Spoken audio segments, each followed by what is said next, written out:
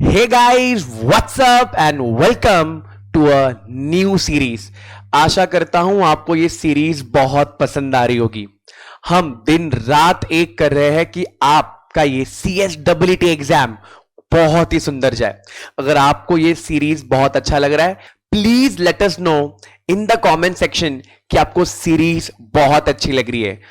Don't be selfish, please आप ये पूरी सीरीज आपके फ्रेंड्स के साथ भी शेयर करिए।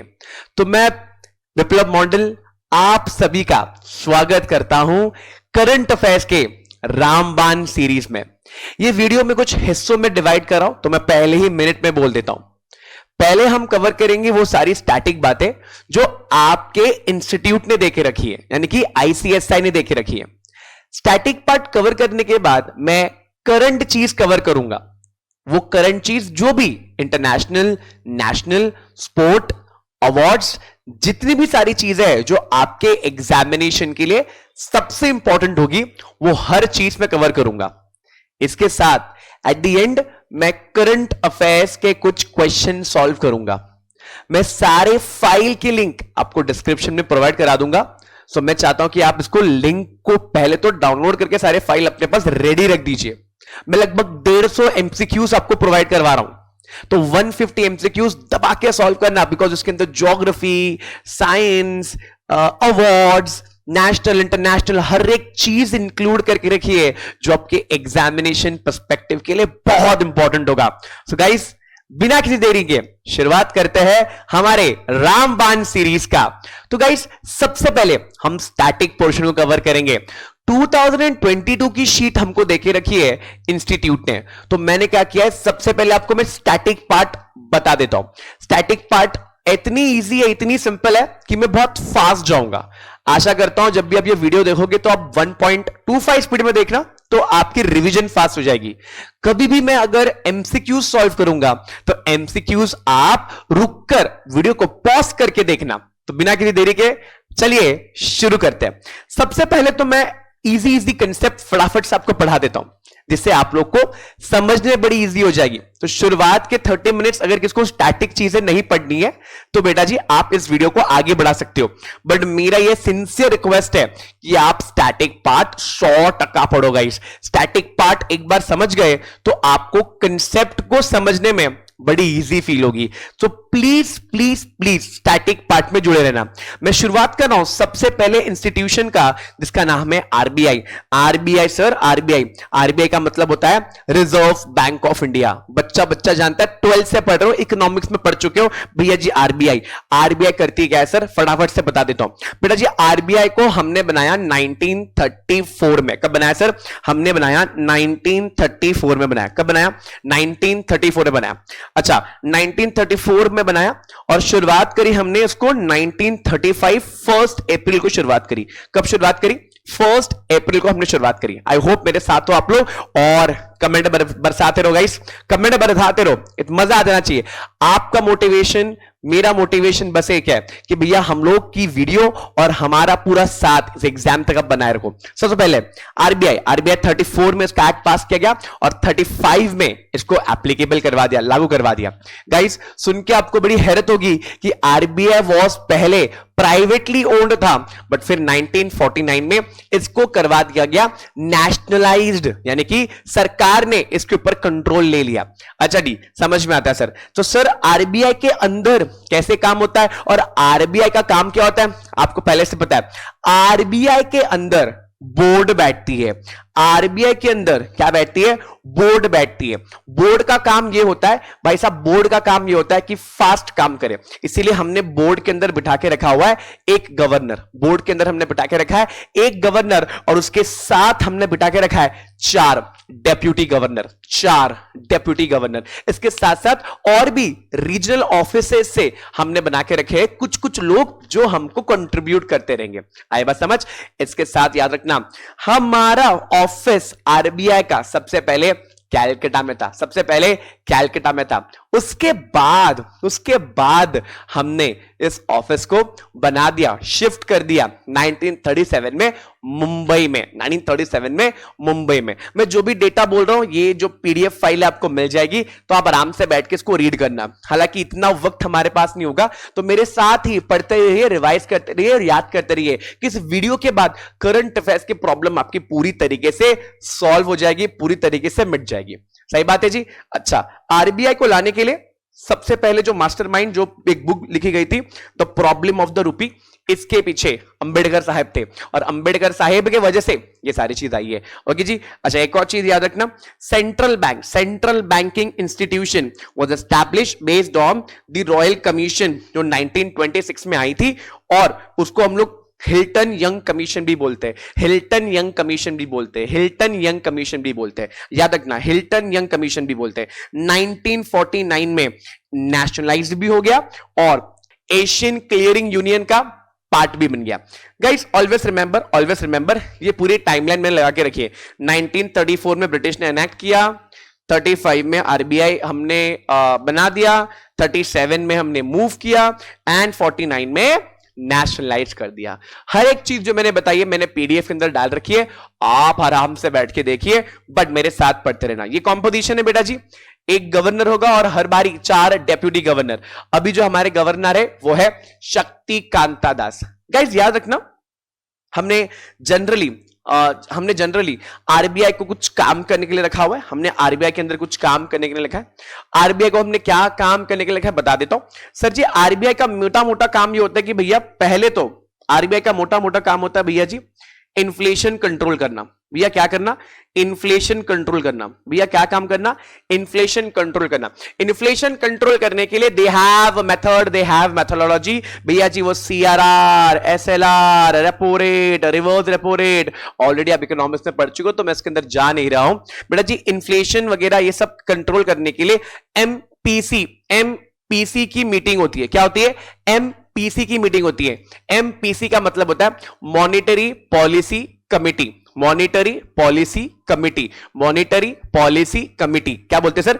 एमपीसी। किसकी बैठक होती है? Monetary policy committee. Monetary policy committee, MPC की बैठक होती है। एमपीसी कब बना सर? एमपीसी 2016 में बना। बेटा 2016 के पहले गवर्नर साहब क्या करते थे? रेट्स को फटाक से चेंज कर देते थे। 2016 मोदी जी की सरकार आ जाने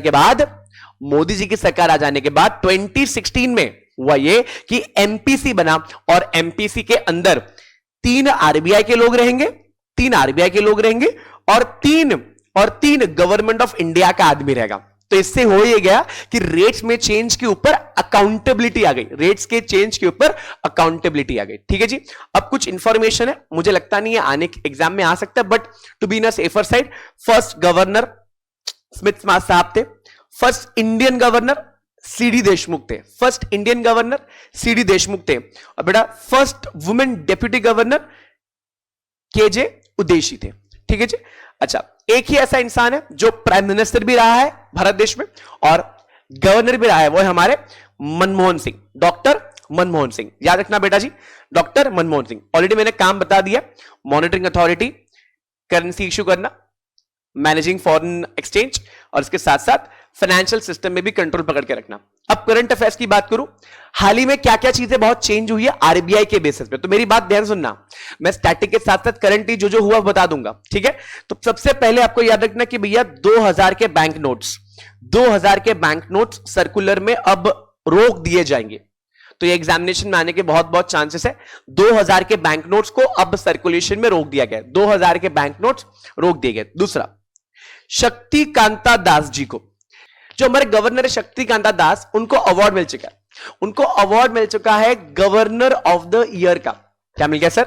गवर्नर ऑफ द ईयर का उनको मिल गया भैया जी सर्टिफिकेट, उनको मिल गया भैया अवार्ड। तो बल्ले बल्ले हो गया। इसके साथ साथ इस 3 महीने में सेंट्रल बैंक ऑफ इंडिया और एचएसबीसी पे, सेंट्रल बैंक ऑफ इंडिया और एचएसबीसी में, एचएसबीसी एक इंटरनेशनल बैंक है, आरबीआई ने इसके ऊपर पेनल्टी लगाई है। आरबीआई ने इसके ऊपर पेनल्टी लगाई है। मैं करंट अफेयर्स अपडेट कर रहा हूं आपको। चौथी चीज प्लीज ध्यान देना, 2000 के नोट बंद हुए, शक्तिकांत दास को गवर्नर ऑफ द ईयर का खिताब मिल गया।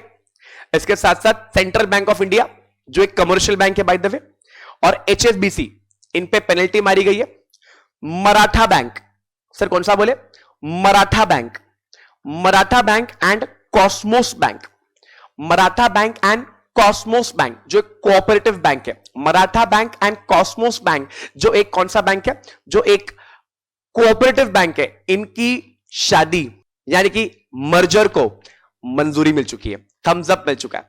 ठीक है, इसके साथ साथ प्लीज ध्यान देना मेरी बात, बहुत इंपॉर्टेंट बात बता रहा हूं। बैंकिंग सेक्टर के अंदर एचडीएफसी मर्ज हो जाएगा अब एचडीएफसी बैंक के अंदर, एचडीएफसी बैंक के अंदर, और इसकी भी मंजूरी हमको मिल चुकी है इसी टाइम के अंदर। तो यारों मैं वो सारी इंपॉर्टेंट बातें बता रहा हूं जो आरबीआई से रिलेटेड है। इसके साथ साथ एग्जाम के पहले सीआरआर, एसएलआर, रेपो रेट और रिवर्स रेपो रेट का जो करंट रेट है वो 100% पढ़ के जाना। तो सबसे पहला हमने स्टैटिक पार्ट में कवर कर लिया जो है हमारा आरबीआई। सेकंड पार्ट में जल्दी से कूदेंगे और जल्दी से कूद के हम बढ़ेंगे अगले सेबी जी के पास। मैं वापस से बोल रहा हूं, पहले मैं 3 पार्ट में वीडियो डिवाइड कर दिया, तो मेरा पहला पार्ट अभी चल रहा है। जैसे पार्ट खत्म होगा मैं नीचे टाइम स्टैंप लगाने की पूरी कोशिश करूंगा कि आपको ज्यादा घूमने फिरना ना मिले, आप डायरेक्ट क्लिक करो, आपको हर चीज मिलती रहेगी। ओके, सो पहली चीज भैया जी सेबी के बारे में बात करते हैं। तो सेबी कब बना? तो सब चिल्ला के बोलते हैं 92 में बना, 92 में बना। नहीं साहब, 92 में नहीं बना। सेबी बन गया था एक्चुअली 88 पे। सेबी कब बन गया था? 1988 में बन चुका था। सेबी कब बन चुका था यारो? 1988 में बन चुका था। सेबी कब बन चुका था यारो? 1988 में बन के रेडी हो चुका था साहब। 1988 में बन के रेडी होता बेटा। सेबी को ऐसा बड़ा सा शार्क बनाया था, देखो लग रहा है सेबी को इतना बड़ा शार्क बनाया था। कब बनाया था? 1988 में बनाया था। लग रहा है शार्क लग रहा है। मच्छी बोलेगा तो मार खाएगा, मच्छी बोलेगा तो मार खाएगा, फिश बोलेगा तो मार खाएगा बेटा जी। बेटा ये शार्क है, लग रहा है शार्क? हाँ बोल, हाँ बोल, हाँ कमेंट में हाँ लिख। हाँ बेटा जी, लोग डर ही नहीं रहते इससे, कोई डर ही नहीं रहा इससे। तो बेटा जी ये समझ में आ गया कि कुछ तो करना पड़ेगा बॉस जिससे डरेंगे। तो बेटा कुछ हो गया। बेटा क्या हो गया? 92 में स्कैम हो गया। 92 में स्कैम हो जाने के बाद सरकार को लगा कि अब तो कुछ चेंज करना पड़ेगा। मेरे प्यारे भाइयों और बहनों, 1992 में सरकार ने एक्ट पारित किया। एक्ट का नाम है सेबी एक्ट 1992। सेबी एक्ट 1992 एक एक्ट बनाया, एक एक्ट पारित किया, सेबी एक्ट 1992।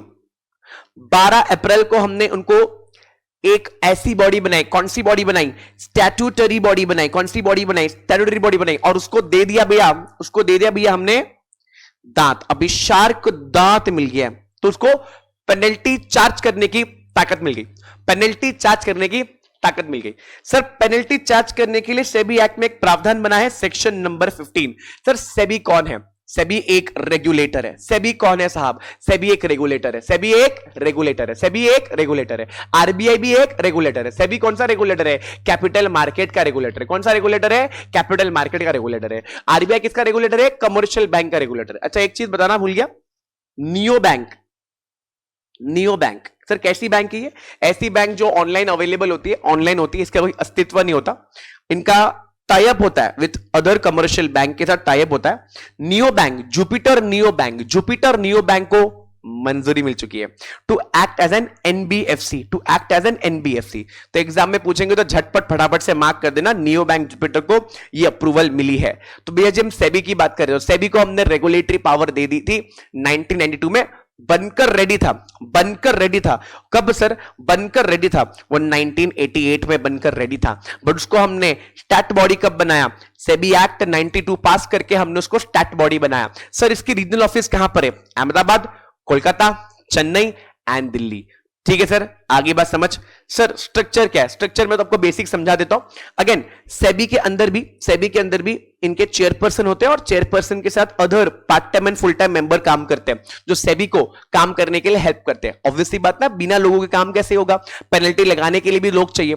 तो बेटा जी चेयरपर्सन का नाम याद रखना, चेयरपर्सन का नाम याद रखना, चेयरपर्सन का नाम याद रखना। ये रहे हमारे चेयरपर्सन जी। चेयरपर्सन का नाम है माधवीपुरी बुच। याद रखना एक बात, she is the first women chairperson है। पहली बात फर्स्ट वुमेन है। Second, she is first non IAS chairperson, first non IAS chairperson. बेटा जी इसके पहले हमारे आईएएस अजय त्यागी सर थे, उनको रिप्लेस करते हुए अब कौन आ गया है? माधवी मैडम। ओके जी, तो ये है सेबी का एकदम अच्छे से पावर, याद रखना। अच्छा, कभी भी याद रखना, सेबी के पास होती है एडजुडिकेटिंग करने की पावर, सेबी के पास होती है एडजुडिकेटिंग करने की पावर। एडजुडिकेट मतलब भैया जी उनके केस चलाना, अगर गलत करोगे तो फंसोगे, ठीक है। अगर आपने कुछ गलत किया सिक्योरिटीज मार्केट में, शेयर बाजार में, तो भैया सेबी के पास ताकत होती है आपके ऊपर फाइन लगाने के लिए, आपके ऊपर फाइन लगाने के लिए। क्या हर्षद मेहता बनेगा? है, हर्षद मेहता बनेगा, यस। तो सेबी, तो मैं सेबी के ऊपर जब भी फाइन लगाओगे, सेबी के ऊपर जब भी सेबी ने आपके ऊपर अगर फाइन लगा दी, तो याद रखना, सेबी ने जब भी आपके ऊपर फाइन लगा दी, एक बात हमेशा याद रखना गाइस, एक बार हमेशा याद रखना कि सेबी ने अगर आप पे फाइन लगाई तो याद ये रखना कि अगर आप खुश नहीं हो तो आप जा सकते हो सैट के पास, आप जा सकते हो सैट के पास। सैट का मतलब होता है securities appellate tribunal, securities appellate tribunal. अगर आप वहां पे भी खुश नहीं हो तो आप सुप्रीम कोर्ट जा सकते हो, अगर वहां पे भी खुश नहीं हो तो आप जा सकते हो बेटा अपने खुद के घर पे, ठीक है, घर चले जाओ, बस हो गया, इतना, इससे ज्यादा हो नहीं सकता। तो यारो ये चीज याद रखना। एक और चीज है PFRDA, PFRDA, PFRDA current affair से बेटा ध्यान देना, मेरी बात स्टैटिक के साथ करंट अफेयर से जुड़ी हुई है। पीएफआरडीए, पीएफआरडी का मतलब होता है pension fund regulatory authority, pension fund regulatory authority, pension fund regulatory authority. सबको क्लास में, जितने लोग क्लास में बैठे मेरे साथ चिल्ला के बोलना है, pension fund regulatory authority, pension fund regulatory, अरे बोलो बेटा, पेंशन फंड रेगुलेटरी अथॉरिटी, सबको बोलना है बेटा जी, pension fund regulatory authority, pension fund regulatory authority. 400 लोग बैठे, 400 के 400 लोग चिल्ला के बोलने चाहिए, पेंशन फंड रेगुलेटरी अथॉरिटी। बच्चों आप यूट्यूब में देख रहे हो बेटा, आपको भी चिल्ला के बोलना है, पेंशन फंड रेगुलेटरी अथॉरिटी। याद रखना है, pension fund regulatory authority, pension fund regulatory authority. इनका काम क्या होता है बेटा जी? इनका काम होता है भारत देश के अंदर पेंशन जो मैनेज कर रहा है वो मैनेज पीएफआरडीए करेगा। सर इसके बारे में थोड़ा और बताओ, थोड़ा बाद में बताऊंगा, थोड़ा धीरज रखो, मैं बताऊंगा जरूर। पीएफआरडीए, अगर आप पीएफआरडीए से गिला हो, शिकवा हो, शिकायत हो, तो सैड हो, तो बेटा जी आप सॉरी आप सैड जा सकते हो। तो सैट अपीलेट अथॉरिटी पीएफआरडीए का बन चुका है। पीएफआरडीए के बारे में थोड़ा और जिक्र में बात करूंगा थोड़े टाइम के बाद। सीसीआई की बात करते हैं, सीसीआई के अंदर भी करंट अफेयर्स है, बहुत अच्छा खासा अमेंडमेंट है, आपके एग्जामिनेशन के अंदर पूछ सकते हैं करंट अफेयर्स। पहले सीसीआई क्या है 5 मिनट समझ लो, पहले सीसीआई क्या होता है। बेटा सीसीआई एक ऐसी अथॉरिटी है, सर इसका नाम फुल फॉर्म बता दो, कंपटीशन कमीशन ऑफ इंडिया। क्या बोला sir? Competition commission of India. क्या बोले sir? Competition commission of India. वापस से बोलो, competition commission of India. CCI again एक स्टैट बॉडी है। कौन सी बॉडी है? Stat body. इसको बनाने के लिए भैया जी हमने पास किया कंपटीशन एक्ट 2002। कंपटीशन एक्ट इसलिए बना के रखा था हम लोगों ने कि साहब आप भारत देश के अंदर कंपटीशन चलाए रखो। बेटा अगर कोई मार्केट में राजा बन गया, कोई मार्केट में राजा बन गया, मोनोपोली आ गई, तो कंज्यूमर की बैंड बच जाएगी। फॉर एग्जाम्पल मैं उस युग से हूं बेटा, मैं उस युग से हूं जहां पर टेक्स्ट मैसेज करने के लिए, मैं इस युग का इंसान हूं जहां पर 35 रुपीज का रिचार्ज करता था 100 एसएमएस के लिए। बेटा हमने लव की स्पेलिंग चेंज करी थी, LOVE को LUV किया था। क्यों? बेटा टेक्स्ट में, कैरेक्टर में बड़ी लिमिटेशन थी, बट थैंक्स टू मोटा भाई और जय जियो बेटा जी, जिसके वजह से बेटा जी, जिसके वजह से बेटा हमको बल्ले बल्ले हो गए। अब तो बेटा मैं एसएमएस जब भी भेजता हूं ना, O और K अलग से भेजता हूं। क्यों? एसएमएस ऑलमोस्ट फुकट हो गया। फुकट मतलब आप रिचार्ज करते हो और रिचार्ज के अंदर सब कंबाइंड आता है। डेटा बेटा वर्ल्ड में सस्ता हमारे भारत देश में मिलता है, और बेटा उसके बाद से मोबाइल एंड डेटा यूसेज दोनों बढ़ चुका है, थैंक्स टू जियो, जय जियो। बेटा याद रखना हमेशा, क्या बोलोगे? जय जियो। तो यार जय जियो, जय जियो की वजह से देखो कितना कंपटीशन में कितना बेटर हो गया, रिचार्ज सस्ते हो गए, डेटा सस्ता हो गया, हर चीज सस्ता हो गया। तो कंपटीशन भारत देश में बना रहेगा तो कंज्यूमर्स को बहुत फायदे मिलेंगे, कंज्यूमर को बहुत ज्यादा फायदे मिलेंगे, हमेशा याद रखते यारो। तो यारो सीसीआई हमने इसलिए बना के रखी, भारत देश के अंदर कंपटीशन हमेशा बना रहे, हमेशा कंपटीशन बना रहे, और इसके लिए हमने कानून पास किया था कंपटीशन एक्ट 2002। ओके सर, मतलब भारतीय को, इंडियंस को यह समझा कि कंपटीशन बना रहे, ये 2002 में समझा कि भैया कंपटीशन बना रहे। ऐसा नहीं है साहब, 91 के पहले एक लॉ हुआ करता था MRTP। MRTP आपने इकोनॉमिक्स में कहीं ना कहीं 11th-12th में पढ़ा होगा। MRTP sir monopoly restrictive trade practices, monopoly restrictive trade practices. बेटा MRTP हमने बना के रखा था कि मोनोपोली भारत देश में ना हो, और 91 के LPG आने के बाद MRTP हटा दिया था। फिर 2002 में हमने कंपटीशन एक्ट 2002 बनाया और CCI को लाया। बेटा जी CCI अगर सीसीआई को लगता है कि आप एक ऐसा अग्रीमेंट कर रहे हो जिससे कंपटीशन कट डाउन होने वाला है, तो यारो याद रखना सीसीआई बीच में आएगा, आप पे फाइन लगाएगा, दबा दबा के फाइन लगाएगा। तो यारो कभी भी आप मर्जर करोगे, अमाल्गेमेशन करोगे, मतलब दो कंपनी साथ में आएगी, तो हमेशा सीसीआई से परमिशन लेनी ही लेनी है। सीसीआई से आप खुश नहीं हो, दुखी हो, पीड़ित हो, आप जा सकते हो कॉम्पैट, आप जा सकते हो कॉम्पैट। कॉम्पैट का मतलब होता है कॉम्पिटिशन एपेलेट ट्रिब्यूनल। आप कहां जा सकते हो? Competition appellate tribunal. कहां जा सकते हो यारो? जल्दी से बोलो, कॉम्पिटिशन एपेलेट ट्रिब्यूनल। कहां जा सकते हो? Competition appellate tribunal. बेटा जी याद रखना, कॉम्पिटिशन एपेलेट ट्रिब्यूनल में जाओगे, बट अब जा नहीं पाओगे, बिकॉज कॉम्पिटिशन एपेलेट ट्रिब्यूनल ध्वस्त हो गया है, बंद हो गया है, मर्ज हो गया है। किसके साथ? NCLAT के साथ, NCLAT के पास। मतलब पहले हम कॉम्पैक्ट के पास जाते थे, कॉम्पैक्ट से सुप्रीम कोर्ट जाते थे, आज सीसीआई से NCLAT जाओगे और फिर सुप्रीम कोर्ट जाओगे। याद रखना ये बात। सर ये तो मुझे बचपन से पता था, वेरी गुड। जो पता नहीं वो बता देता हूं बेटा, जो पता नहीं वो बता देता हूं, बता देता हूं। ये मैडम का नाम याद रखना, जो मेरे एग्जैक्ट ऊपर बैठी है। देखो ये मैडम का नाम याद रखना, मैडम का नाम बहुत इंपॉर्टेंट है। मैडम का नाम है रवनीत कौर। मैडम का नाम है Ravneet Kaur, she is an IAS officer. इनको हमने बना दिया है, क्या बना दिया है? हमने बना दिया है चेयरपर्सन। हमने क्या बना दिया है? चेयरपर्सन। याद रखना, बहुत ही ज्यादा इंपॉर्टेंट है। अगला इंस्टीट्यूट बनेंगे हम नीति आयोग की तरफ, हम आगे बढ़ेंगे नीति आयोग की तरफ। थोड़ा झूम करता हूं मैप की तरफ, थोड़ा झूम करता हूं मैप की तरफ, थोड़ा झूमते रहो आप लोग, झूम झूम झूम बाबा। अरे बाबा रे बाबा, मैं कहां चला गया? ये देखो, थोड़ा सा छोटा कर देता हूं, आपको मैप दिखाना है मेरे को, बस थोड़ा सुंदर मैप है। तो मेरे पीछे ना मैप आ गया, लग रहा है? हबीबी जरा आ जाओ। देश और दुनिया हम घूमेंगे यहीं से, यूट्यूब से घूमेंगे बेटा, देश और दुनिया के। कहां? रशिया चलना है? चलो लेके चलता हूं, आ जाओ। बेटा जी आप मेरे पीछे मैप देख पा रहे हो, दिख रहा है आपको? मेरे पीछे मैप देख पा रहे हो। सर काय का मैप है ये? बेटा मैप के पीछे लिखा हुआ है union of Soviet socialist republics, मतलब सोवियत संघ।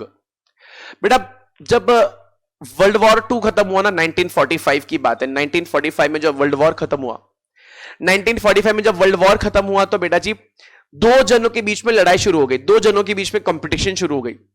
कौन थे वो दो जने? एक था यूएसए और यूएसएसआर, एक था यूएसए और यूएसएसआर। ये दो जनों के बीच में लड़ाई शुरू हो गई बेटा जी। और ये लड़ाई तब खत्म हुई जब यूएसएसआर ध्वस्त हो गया, अलग हो गया, यस, डिसइंटीग्रेट हो गया। और डिसइंटीग्रेट जो आप यहां पे देख रहे हो, Latvia, Belarus, Ukraine, Georgia, Armenia, Kazakhstan, तो ये सारी चीज अब अलग हो गए। और इतना बड़ा जो हिस्सा है वो रशिया, आज रशिया अलग से है, जो है वो है। अरे बस समझ मेरी बात, ठीक है? सुनना मेरी बात बेटा। रशिया ना, यानी कि सोवियत संघ पहले से ही प्लान्ड इकोनॉमी चलाता था, और हमारे इंडियंस पहले से ही रशियंस को बहुत पसंद करते थे, ठीक है? तो यार हमेशा याद रखना कि सोवियत संघ जो रशिया था, उसके लिए हमारा बहुत प्यार था। तो पहले से ही ना रशिया और ये जो कंट्री होती है ना, इन लोग पहले से ही अब थोड़ा प्लान्ड इकोनॉमी प्लान करते थे, प्लान्ड इकोनॉमी के बारे में सोचा करते थे। तो इसलिए हमारे लीडर्स ने प्लान किया कि भैया हम लोग क्या बनाएंगे? प्लानिंग कमीशन बनाएंगे। क्या बनाएंगे? प्लानिंग कमीशन बनाएंगे। हमने प्लान किया भैया हम प्लानिंग कमीशन बनाते हैं, प्लानिंग कमीशन बना करके हम धूम मचाएंगे। हम प्लानिंग कमीशन बना के धूम मचाएंगे, और प्लानिंग कमीशन का काम यही था कि भैया प्लान करना। क्या करना बेटा जी? प्लान करना। सर कुछ फर्क था प्लानिंग कमीशन में? बिल्कुल, मैंने एक चार्ट बना के रखा हुआ है, ठीक है? प्लानिंग कमीशन का एक चार्ट बना के रखा है, ये कट कर देते बेटा, ये कट कर देते। अभी BVR स्वामी जी है, वो हमारे CEO है, ठीक है? याद रखना मेरी बात, प्लीज ध्यान देना, थोड़ा फर्क है नीति आयोग प्लानिंग कमीशन में। तो यारो याद रखना, प्लानिंग कमीशन जो हमने बना के रखा था, प्लानिंग कमीशन जो हमने बना के रखा था, वो एक ऐसी अप्रोच फॉलो करती थी जिससे थोड़ा फायदा नहीं पहुंचा था। बेटा ऑब्वियसली बात है, रिवीजन है, मैं कितना फास्ट बात कर रहा हूं, बट प्रैक्टिकल जो हम लोग क्लास में बैचेस लेते हैं, तो हम लोग बहुत इन डेप्थ जाते हैं प्लानिंग कमीशन क्या है, बिकॉज हम करंट अफेयर्स इसलिए पढ़ते हैं ना कि हम लोग यूपीएससी के एग्जाम क्लियर कर पाए, बिकॉज इंस्टीट्यूट चाहता है कि तू सिर्फ लीगल फील्ड नहीं, तेरे आसपास की दुनिया में क्या हो रहा है तुझे पता होना चाहिए। तो एमसीक्यू के लिए मत पढ़ाई कर, तू रोज करंट अफेयर्स पढ़ाई कर, इससे तू बीओडी को, बोर्ड ऑफ डायरेक्टर्स को अच्छा सजेशन दे पाएगा। जब तू एग्जीक्यूटिव प्रोफेशनल पास करेगा ना, तब तू मेरी बात को समझेगा मैं क्या बोल रहा हूं। थोड़ा प्लानिंग कमीशन में दिक्कत थी, दिक्कत यह थी कि लोग ऊपर बैठ के, टॉप में बैठ के ना प्लानिंग बनाते थे, तो शायद एग्जीक्यूशन में ठीक ठाक एग्जीक्यूशन नीचे हो नहीं रहा था, एग्जीक्यूशन ठीक ठाक नीचे हो नहीं रहा था। इसीलिए एक नई युग, एक नया चेंज लाना बहुत जरूरी था। एक नया चेंज, एक नया युग, एक नया बदलाव नीति आयोग लाया। नीति आयोग का सबसे इंपॉर्टेंट जो फोकस था वो था बॉटम अप अप्रोच।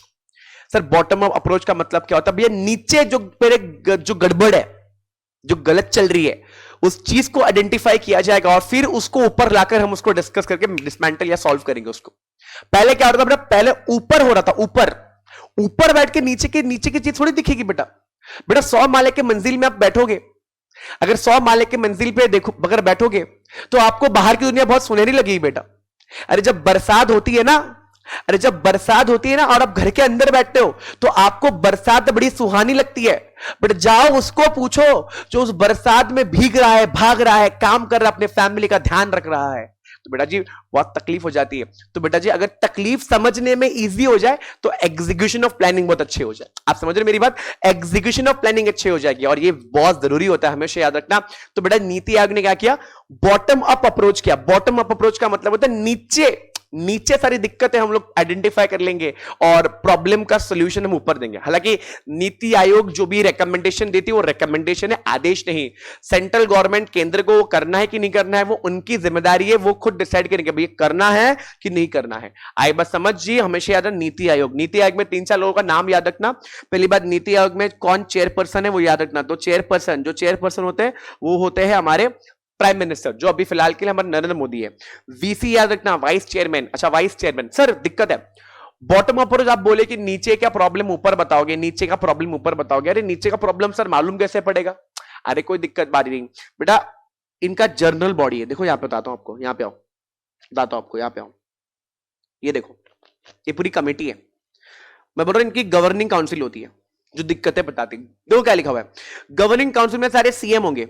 अरे अगर सीएम होंगे तो सीएम को पता रहेगा ना स्टेट में क्या प्रॉब्लम चल रहा है। हालांकि सारे सीएम को नहीं पता था, वो अलग बात है, बट सीएम लोग सारे प्रॉब्लम बताएंगे, ऊपर तक पहुंचाएंगे और ऊपर वाले नीति आयोग इस प्रॉब्लम को सॉल्व करने के लिए पूरे प्लानिंग करेंगे, पूरी चीजें डिस्कस करेंगे, सोचेंगे, जानेंगे। तो नीति आयोग और इसमें बड़ा अंतर है, याद रखना। हमको चेयरपर्सन के साथ वाइस चेयरमैन और जनरल बॉडी के सारे लोगों को याद होने चाहिए, प्लस इसके सीईओ वीवीआर स्वामी जी है, वो हमारे आजकल सीईओ है।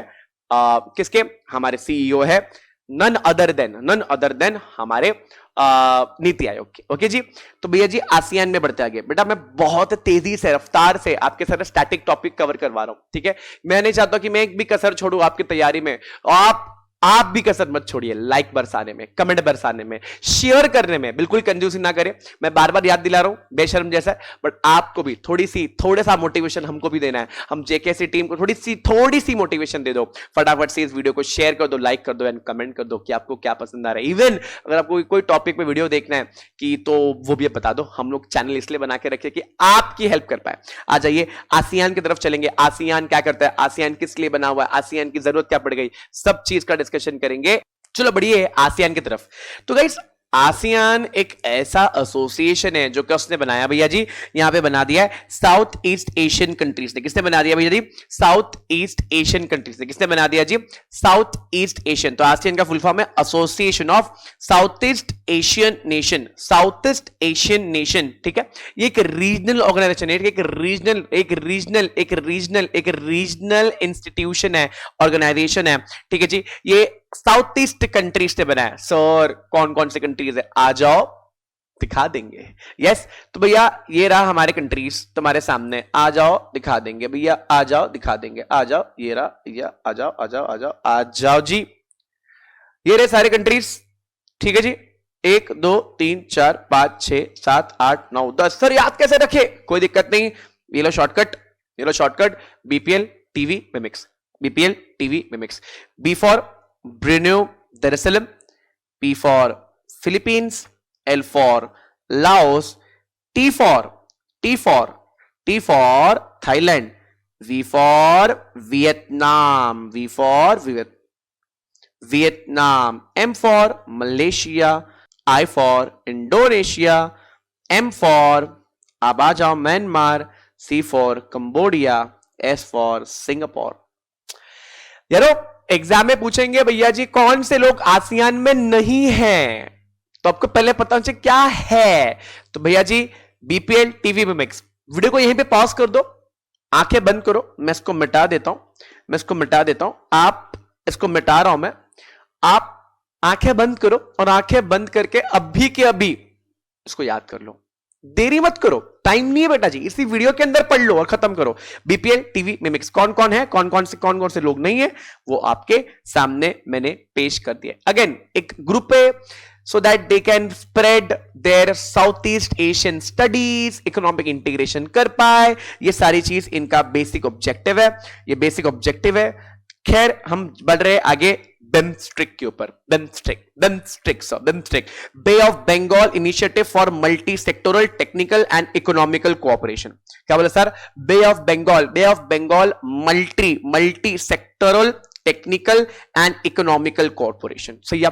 इन लोग अगेन इकोनॉमिकल इंटीग्रेशन कोलैबोरेशन करके आगे बढ़ने का है। अब यहां पे देखो कुछ कंट्रीज के लोग देख रहे, मतलब सर इन कंट्री में कौन कौन से लोग हैं, ये रहा मैप देख लो भैया जी।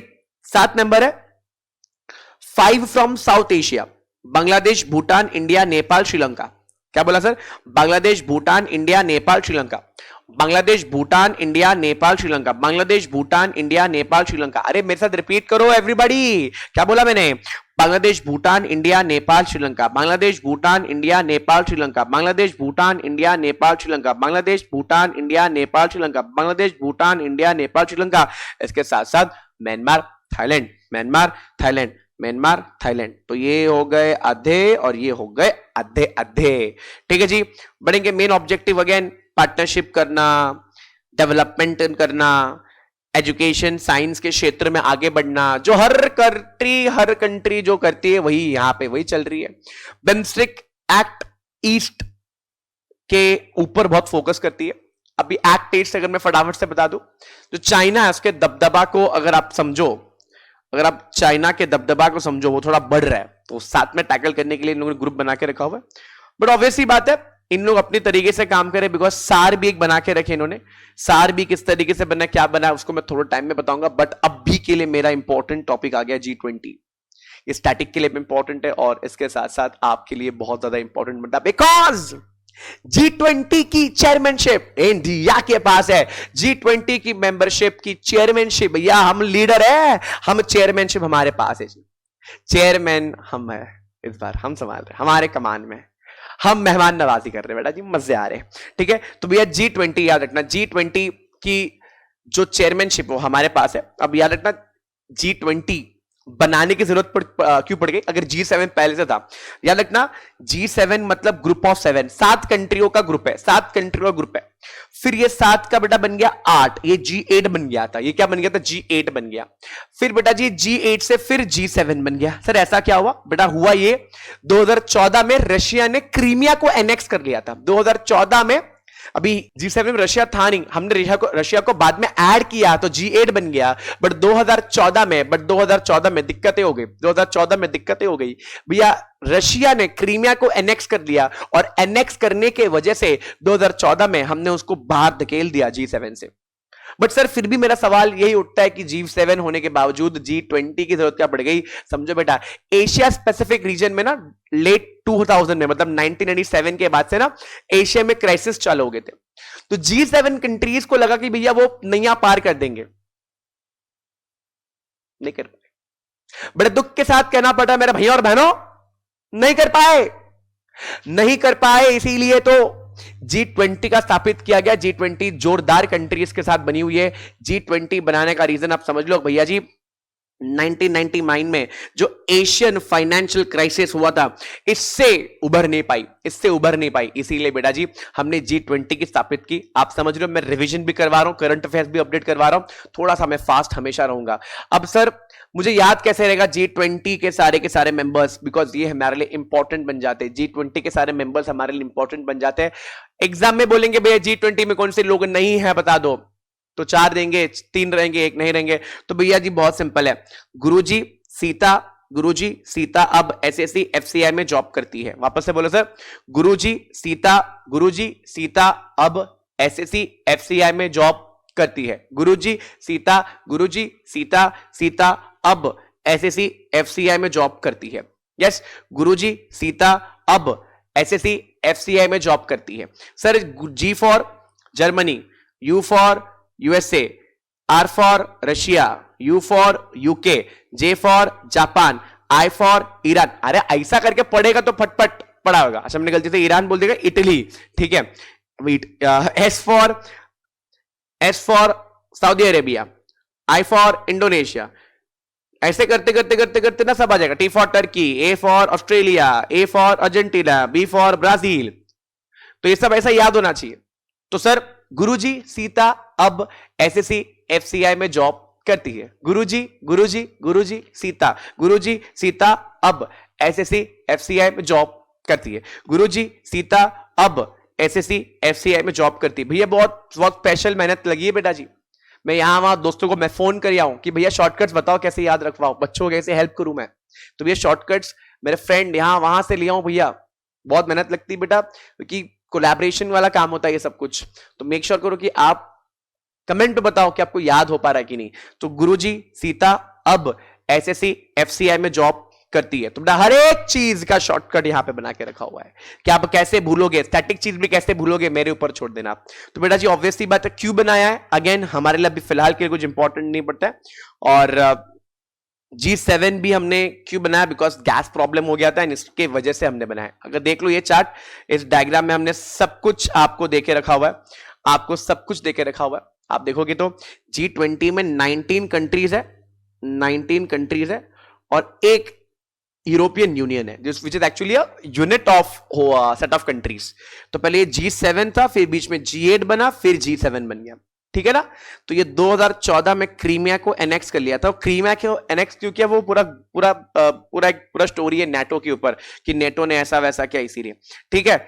अब हाल ही में G7 की बैठक हुई, हाल ही में G7 की बैठक हुई। बैठक कहां पे हुई, बैठक जापान में हुई। तो भैया G7 अब भी करंट अफेयर्स है बेटा, करंट अफेयर्स चालू हो गई है।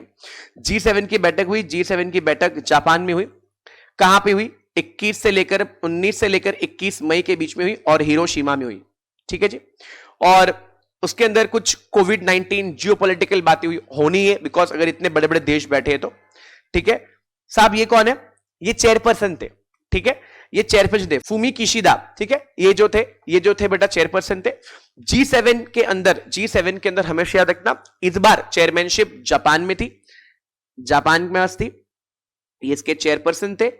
और अब भी पिछले महीने इसकी मीटिंग हुई है। तो याद रखना एग्जाम में आने के खूब खूब खूब खूब चांसेस है बेटा जी। याद रखना कौन कौन से लोग पार्ट लिए थे। कंट्री के साथ नेता लोग का नाम तुम्हारे सामने रखा है, नेता लोग का नाम तुम्हारे सामने रखा है, कंट्री के साथ नेता लोग का नाम तुम्हारे सामने रखा हुआ है। तो आप आराम से बैठ के देखिए बेटा। ये जो लोग हैं वो गेस्ट लोग थे, गेस्ट, देवर गेस्ट। हम पार्ट नहीं, देखो हम गेस्ट थे, ठीक है। अब यहां पे लिखा हुआ है होस्ट 2023 G20 अपन कर रहे हैं, मजेदार।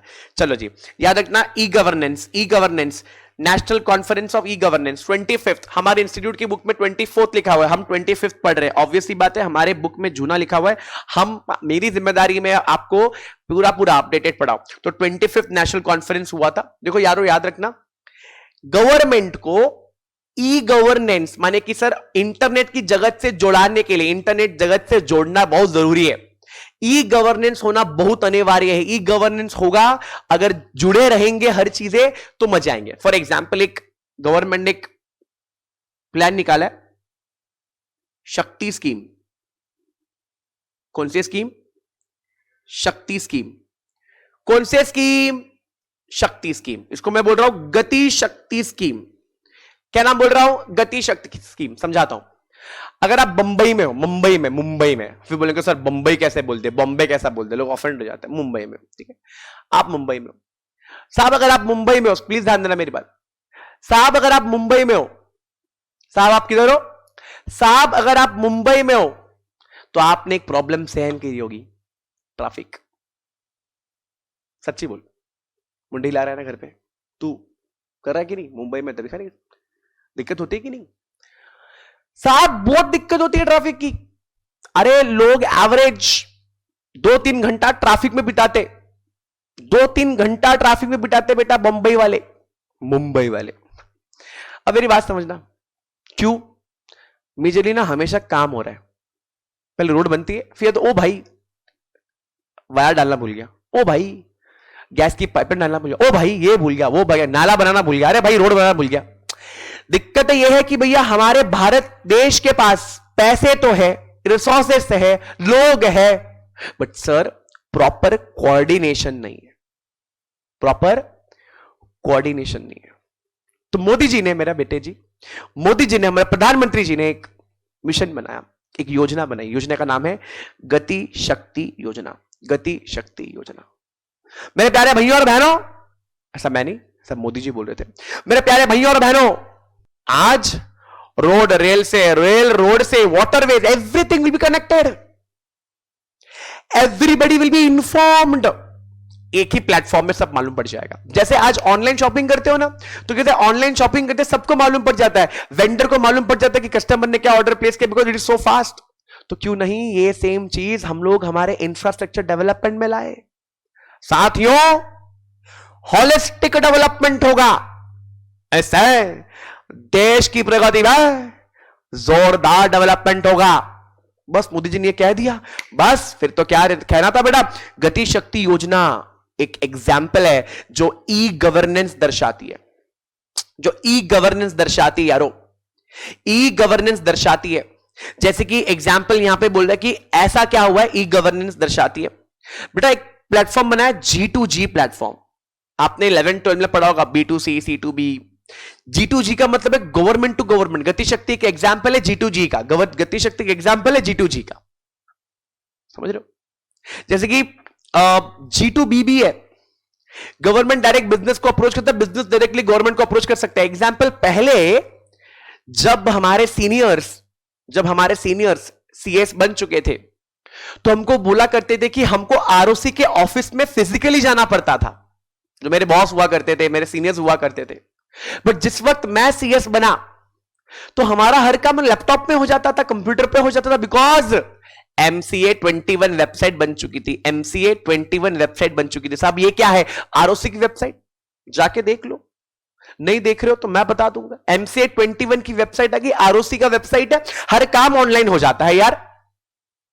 पहले टैक्स फाइल करने के लिए, मेरे CA फ्रेंड्स टैक्स फाइल करने के लिए इनकम टैक्स ऑफिस जाया करते थे। आज घर बैठे बैठे हो जाएगा, आज घर बैठे बैठे हो जाएगा। मैं ये बात कह रहा हूं, इसको बोलते हैं प्रगति, इसको बोलते हैं डेवलपमेंट। समझ में आ रहा है दोस्तों मैं क्या बोल रहा हूं? सो यारो, ये मीटिंग हुई थी, मजे की बात है। ये मीटिंग 26 से लेकर 27 नवंबर 2022 में हुई थी, कटरा जम्मू एंड कश्मीर में हुई थी। आप देखोगे ना, G20 की कुछ मीटिंग्स जम्मू एंड कश्मीर में हो रही है। क्यों हो रही है? एक साफ मैसेज है, आर्टिकल 370 हटने के बाद इंडिया और कश्मीर खुश है। एक साफ मैसेज है इनडायरेक्टली कि भैया अब तो मुद्दा ठीक कर लो। चाइना ने इस मीटिंग का विरोध ऑब्वियसली बात किया है, अगर आप न्यूज़पेपर उठा के देखोगे, बट एक डेवलपिंग स्टोरी है। तो अभी एग्जाम सेंट्रिक बात करेंगे, तो इस पे कुछ खास डेवलपमेंट नहीं होगा। मीटिंग वो अटेंड नहीं की, वो अलग बात है। अगला बढ़ते हैं वर्ल्ड बैंक। वर्ल्ड बैंक में 189 मेंबर्स है, 189 मेंबर्स है वर्ल्ड बैंक डेवलपमेंटल वर्क करने के लिए, डेवलपमेंटल वर्क करने के लिए, जैसे कि civil society, regional development bank, think tanks, इन लोग सब लोग को हेल्प करती है। एग्रीकल्चर, फाइनेंस, ट्रेड, ये वो सब कुछ आपको दे देगी। अब वर्ल्ड बैंक के ग्रुप पे बेटा, ऐसा सिंगल काम नहीं हो रहा, वर्ल्ड बैंक का ग्रुप बना के रखा हुआ है। थोड़ा जूम कर लेता हूं, ये रहा वर्ल्ड बैंक का ग्रुप। देखिए IRBD, IDA, IFC, मिगा और ICSID, सबका अलग अलग काम है, फंड डेवलपमेंट और ये सब करना। वर्ल्ड बैंक जनरली कुछ रिपोर्ट्स बनाती है, एक तो ह्यूमन इंडेक्स का रिपोर्ट बनाती है, ईज ऑफ डूइंग बिजनेस बनाया करती थी, अब नहीं बनाती है, ठीक है, ये रहा। और भैया जी ग्लोबल इकोनॉमिक प्रोस्पेक्ट बनाती है, अब ये नहीं बनाती। World development report, ease of doing, अब बेटा जी डिसकंटिन्यूड हो चुका है। धानलेबाजी हो रही थी इसके अंदर, अभी क्या कहूं, बड़ी दास्तान है, किसी और दिन सुनाऊंगा। चलो भैया जी IBBI की तरफ चलते हैं। IBBI कहां से है सर? IBBI है क्या बेटा? जब आप CS प्रोफेशनल पहुंच जाओगे, CS एग्जीक्यूटिव पहुंच जाओगे, इसके बाद लेवल, उसके बाद वाला लेवल, तो भैया IBC पढ़ोगे। IBC कोड 2016, जब मोदी जी की सरकार बन गई थी ना 2014 में, तो मोदी जी भाषण दे रहे थे, मेरे प्यारे भैया और बहनों, आपको रोजगार मिलेगा, आपको बिजनेस मिलेगा, ये मिलेगा, वो चिल्ला रहे थे।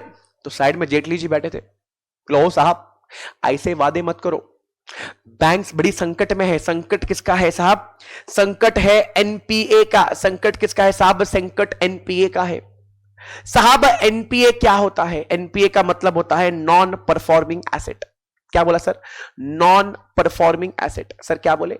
Non performing asset. सर एक minute, home loan, home loan bank के लिए, होम लोन बैंक के लिए असेट की लायबिलिटी, होम लोन बैंक के लिए असेट की लायबिलिटी, होम लोन बैंक के लिए असेट की लायबिलिटी। सोच के बताना, होम लोन बैंक के लिए, होम लोन बैंक के लिए असेट। अरे उससे वो लोन हमको देगा, हमारा लायबिलिटी उनके लिए असेट, क्योंकि वो इंटरेस्ट कमाएगा, हम इंटरेस्ट भरेगा। तो बेटा जी ये जो एसेट है जब काम करना बंद कर दे, ये जो एसेट है जब काम करना बंद कर दे, माने जब अपन लोग इंटरेस्ट देना बंद कर दे, तो बेटा जी हो गया एनपीए का प्रॉब्लम। अरे बड़ी बड़ी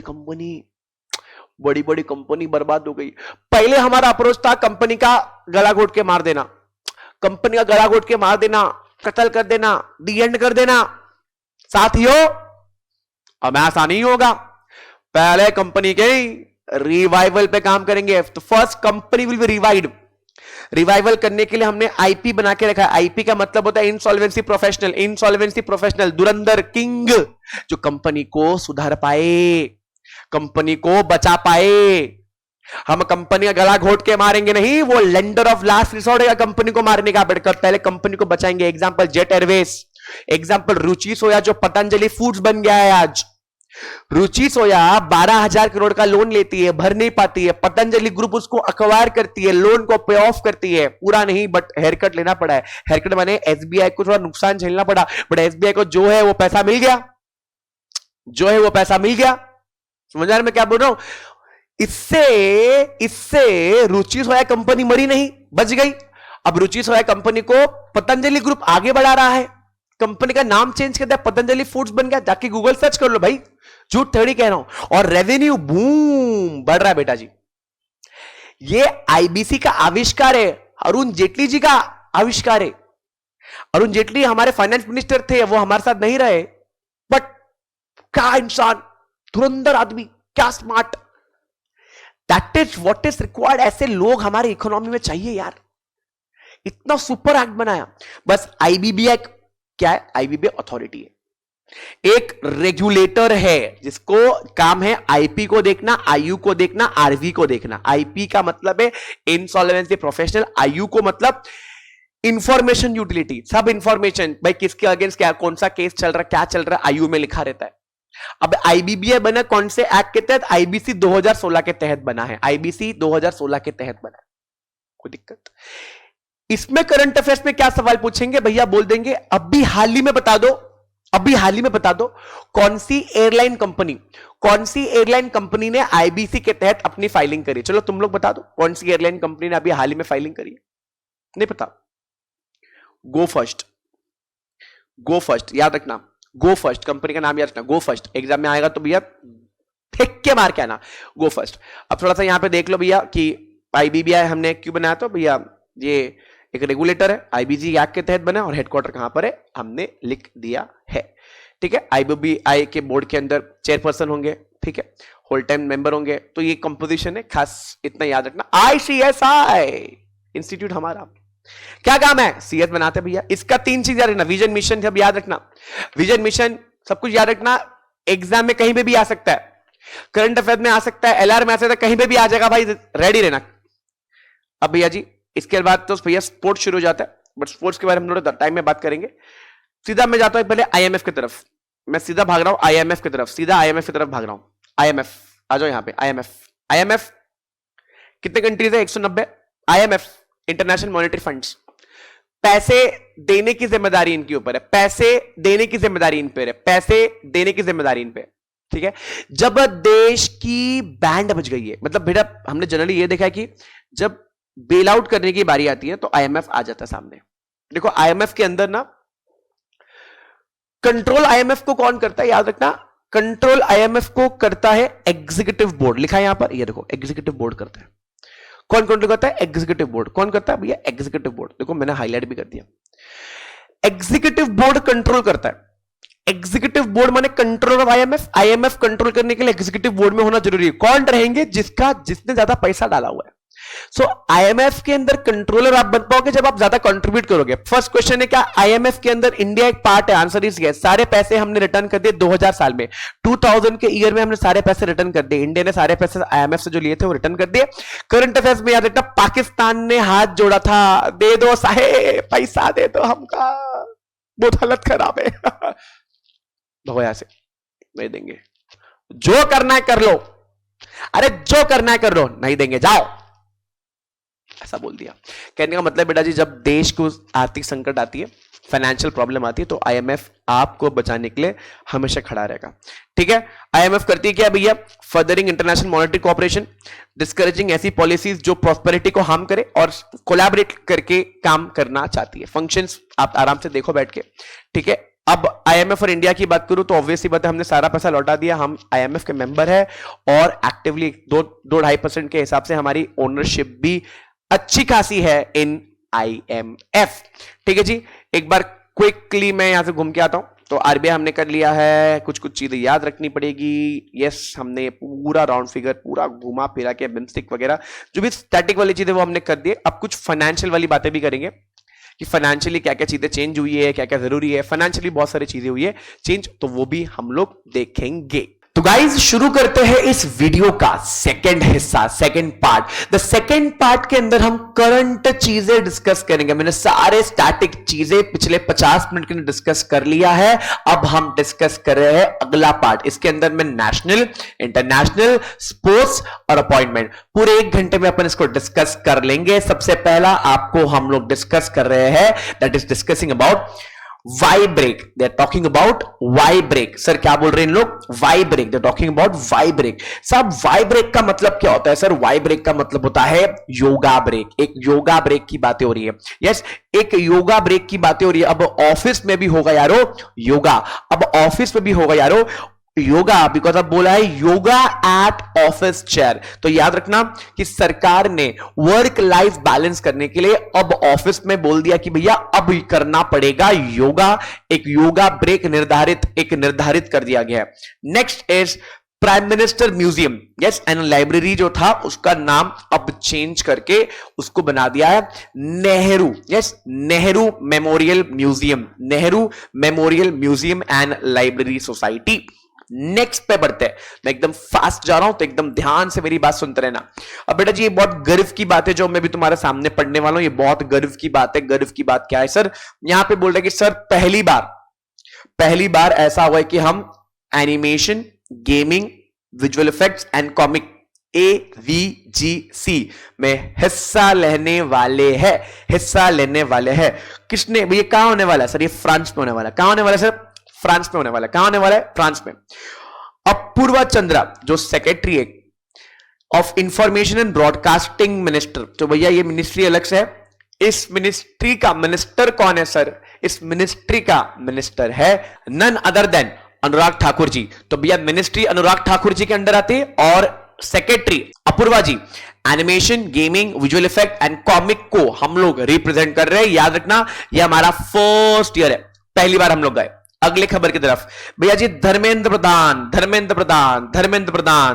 प्रधान ने फर्स्ट एग्री एसीडेट प्रोजेक्ट को दे दिया है ग्रीन सिग्नल। यारो ग्रीन सिग्नल दे दिया भैया। तो एग्री एसीजेड का फुल फॉर्म है स्पेशल इकोनॉमिक जोन। तो एग्री एसीजेड की शुरुआत करिए। यूनियन मिनिस्टर है एजुकेशन एंड स्किल डेवलपमेंट के। इनके पास 2 मिनिस्ट्री है। Yes, education and skill development, entrepreneurship.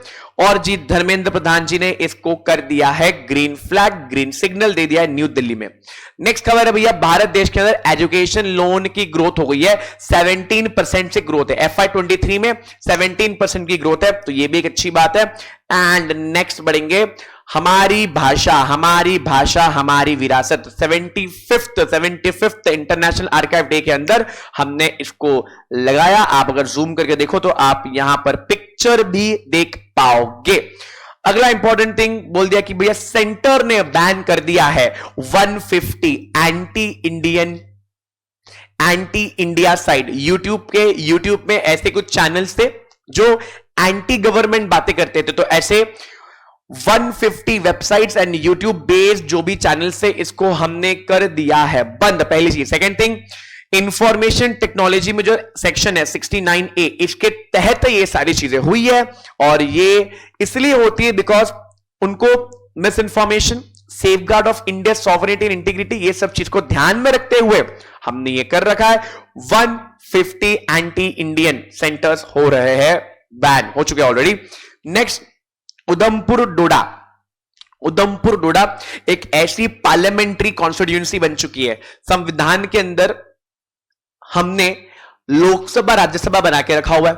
Lok Sabha के अंदर बहुत सारे सीट्स है, कॉन्स्टिट्यूएंसीज है, अब वहां से लोग आकर रिप्रेजेंट करते हैं। तो वहां पे कॉन्स्टिट्यूएंसी है उधमपुर डोडा। माना जा रहा है कि भैया जी 550 पार्लियामेंट्री कॉन्स्टिट्यूएंसी से उधमपुर डोडा पार्लियामेंट्री कॉन्स्टिट्यूएंसी सबसे बेस्ट आउटस्टैंड कर रहा है। अगला बढ़ रहे on Ayushman Bharat health account, जिसको हम लोग आभा आईडी बोल रहे हैं। एक 14 डिजिट आईडी कार्ड है, जैसे आपके पास आधार कार्ड पैन कार्ड होता है, वैसे ही आपको आभा कार्ड मिल रहा है। आभा कार्ड, यस, ये आभा कार्ड मिल रहा है, आभा कार्ड। तो यहां पे बोल दिया इंश्योरेंस डायरेक्टेड बाय IRDA। अच्छा, आयुष्मान पॉलिसी है क्या सर? भारत सरकार ने हर एक इंडियन को 5 लाख रुपए का, इंडियन फैमिली को 5 लाख रुपए का मेडिक्लेम देने का वादा किया every year, by the way. Yes, अगला तो यहां पे बोला कि भैया IRDA जो इंश्योरेंस के रेगुलेटरी है, रिसेंटली डायरेक्शन दिया हुआ है ऑल इंश्योरेंस को, भैया जो भी देश में काम करे आभा कार्ड, आभा चीज को लिंक कर दो, आभा चीज को एकदम अटैच कर दो, so that it is very easy कि पॉलिसी होल्डर्स को हम लोग बराबर से ट्रैक वगैरह कर पाए। Very important Sarbananda Sonowal, he is a union cabinet minister, जिन्होंने चालू किया है सागर समृद्धि। सर्बानंद सोनोवाल एक वक्त में सीएम हुआ करते थे असम के, और यहां पे बोला भैया he is now union minister of ports, shipping, waterways. Union minister of ports, shipping and waterways Sarbananda Sonowal ने भैया जी क्या चालू किया? Sagar Samriddhi, which is actually online dredging monitoring system,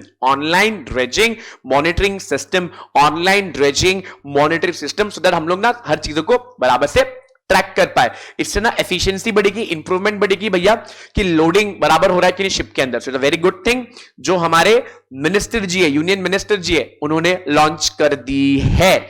मैं देखो फास्ट जा रहा हूं बिकॉज मैं आपको रिवाइज करवा रहा हूं, बहुत अच्छे से फास्ट रिवाइज कर लेंगे।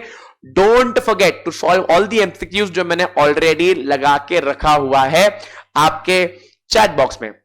बढ़ेंगे, अगला है भैया commission of railway safety, that is CRS, commission of railway safety, CRS के बारे में क्या बोला जा रहा है भैया? रेल ट्रैवल सेफ्टी को बराबर से मेंटेन करने के लिए हमने क्या बनाया था? हमने बनाया था CRS। रिपीट करना मेरे साथ, CRS, सब लोग रिपीट करेगा, CRS, सब यहां पे जितने लोग बैठे CRS। यस, CRS का मतलब है कमीशन ऑफ रेलवे सेफ्टी, कब बना था साहब? बेटा ये एस्टैब्लिश हो गया था ब्रिटिश एरा के वक्त। कब एस्टैब्लिश हो गया साहब? ब्रिटिश एरा के वक्त एस्टैब्लिश हो गया था।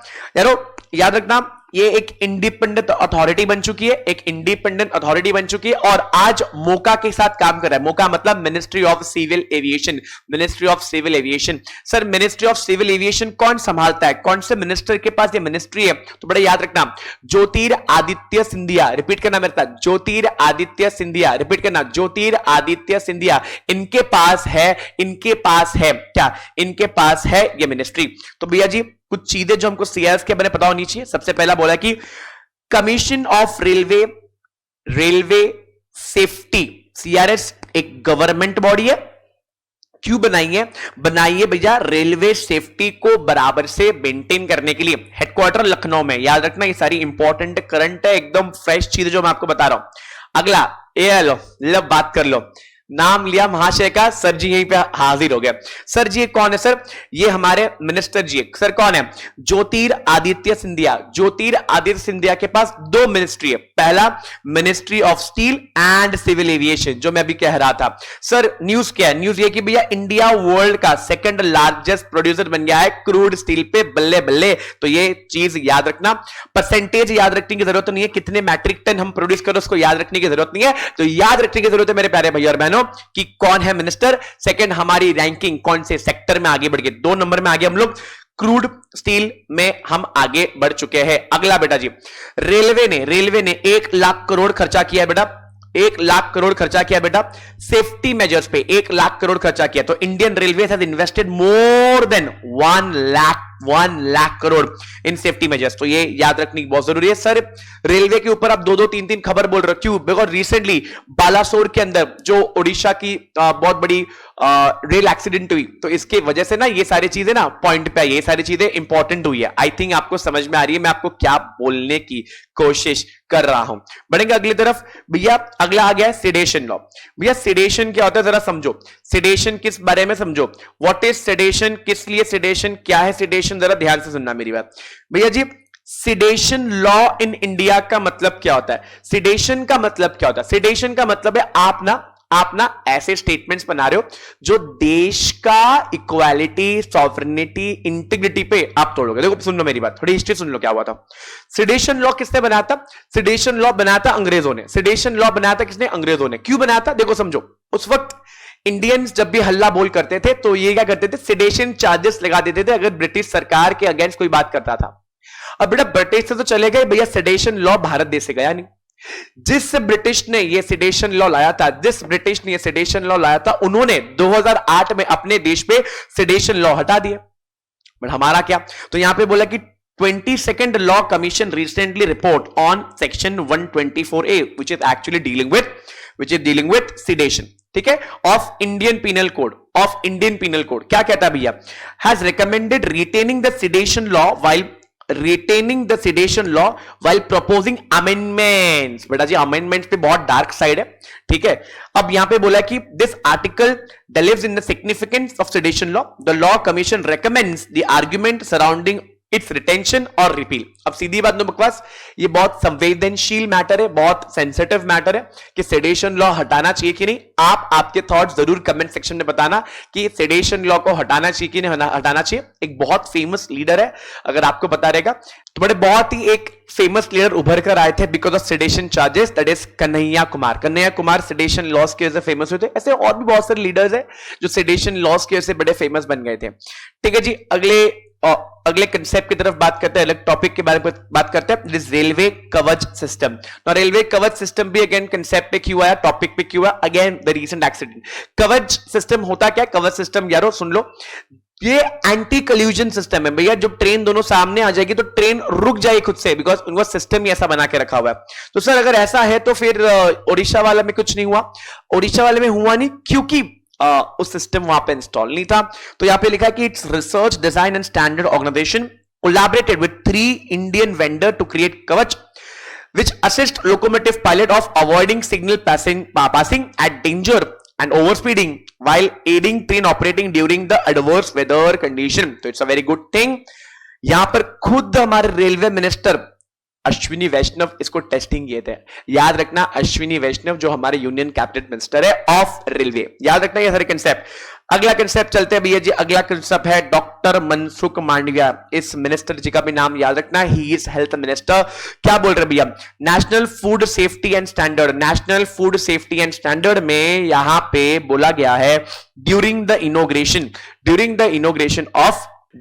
Inauguration of national training centre for food safety and standard authority यानी कि FSSAI।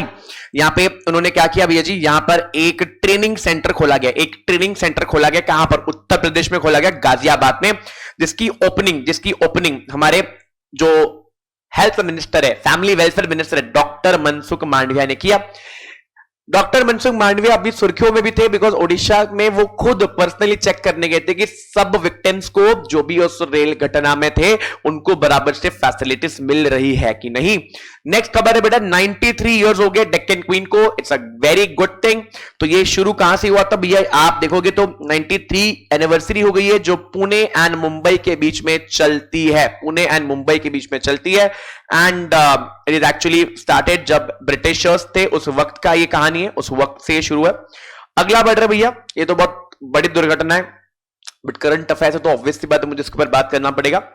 3 ट्रेन की दुर्घटना हो गई थी इसके अंदर, आपने 1000 खबर देख लेंगे इसके ऊपर, तो इसके ऊपर हम लोग ज्यादा विस्तार पे बात नहीं करेंगे। बट हाँ, 3 ट्रेन, एक ट्रेन कोरोमंडल यहां से जा रही थी, उसने मेन जो लूप लाइन ले लिया, वहां पे एक ऑलरेडी माल गाड़ी खड़ी थी, उसने यहाँ पे एक्सीडेंट किया और उससे उसे डीरेल हो गया, और यहां से एक ट्रेन टूवर्ड्स हावड़ा जा रही थी, जिसके डीरेलमेंट की वजह से इसका इंपैक्ट इसके लास्ट के 2 बोगियों में आया। इसलिए बेटा ये ट्रिपल ट्रेन ट्रैजिक हुआ है, और याद रखना ये आज तक का सबसे बड़ा ट्रेन ट्रैजिक हुआ है। खुद हमारे प्राइम मिनिस्टर नरेंद्र मोदी जी और रेलवे मिनिस्टर उस जगह पर प्रेजेंट थे, गए थे, जांच की कमिटी बैठी और हम लोग इन्वेस्टिगेट कर रहे कि भैया एक्चुअली में किस तरीके से कामकाज हुआ था, क्या प्रॉब्लम होता। बड़ी दुर्घटना है ये, बहुत बड़ी दुर्घटना हुई थी।